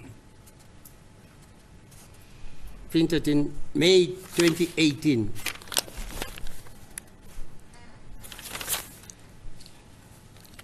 He states that making the police docket available to the defense after the initial uncertainty regarding the status of the police docket, the Constitutional Court in Shabalala and others versus the Attorney General of the Transvaal and another set out the position regarding the defense's right to the statements in the police docket. It amounts to this: the defense is entitled before the trial, but not for the purposes of a bail application, to all the statements in the police docket, except those in respect of which the state, on specific grounds, claims privilege. Where there is a reasonable risk that disclosure of a statement will lead to the divulging of state secrets, methods of police investigations, the identity of informers, or information between legal representatives and clients, or could lead to intimidation of witnesses in the weighing up the needs of the accused against the interests of the state. And absolute privilege cannot exist in terms of the Constitution. See in this regard S versus Makiti, 1997, 1, all South African reports, law reports, 291B. The court must weigh up the respective interests. The defense must set out a prima facie entitlement to access, and the state must advance justifiable grounds of refusal. In this regard, the case of Pinatiau versus the state and others, 217-1 SACR 354 Eastern Cape. This is not the case in this, as alluded to in these reports. Mr. Baloyi, who is an officer of this court, tells this court and has told his contemporary colleagues that he does not have a written statement by this witness, Mr. Zungu. Mr. Zungu, I agree, may have stated that he has made a written statement, but today, now, I have asked Mr. Zungu pertinently, who is a police officer, he's not a layperson, whether he has made a written statement which he has deposed to under oath and signed, and he says none. The only statement he has deposed to is a statement that was made on the 31st of May 2023 before Colonel Binanda, and it was typed by Mr. Setlogelo. There is a fundamental difference between a statement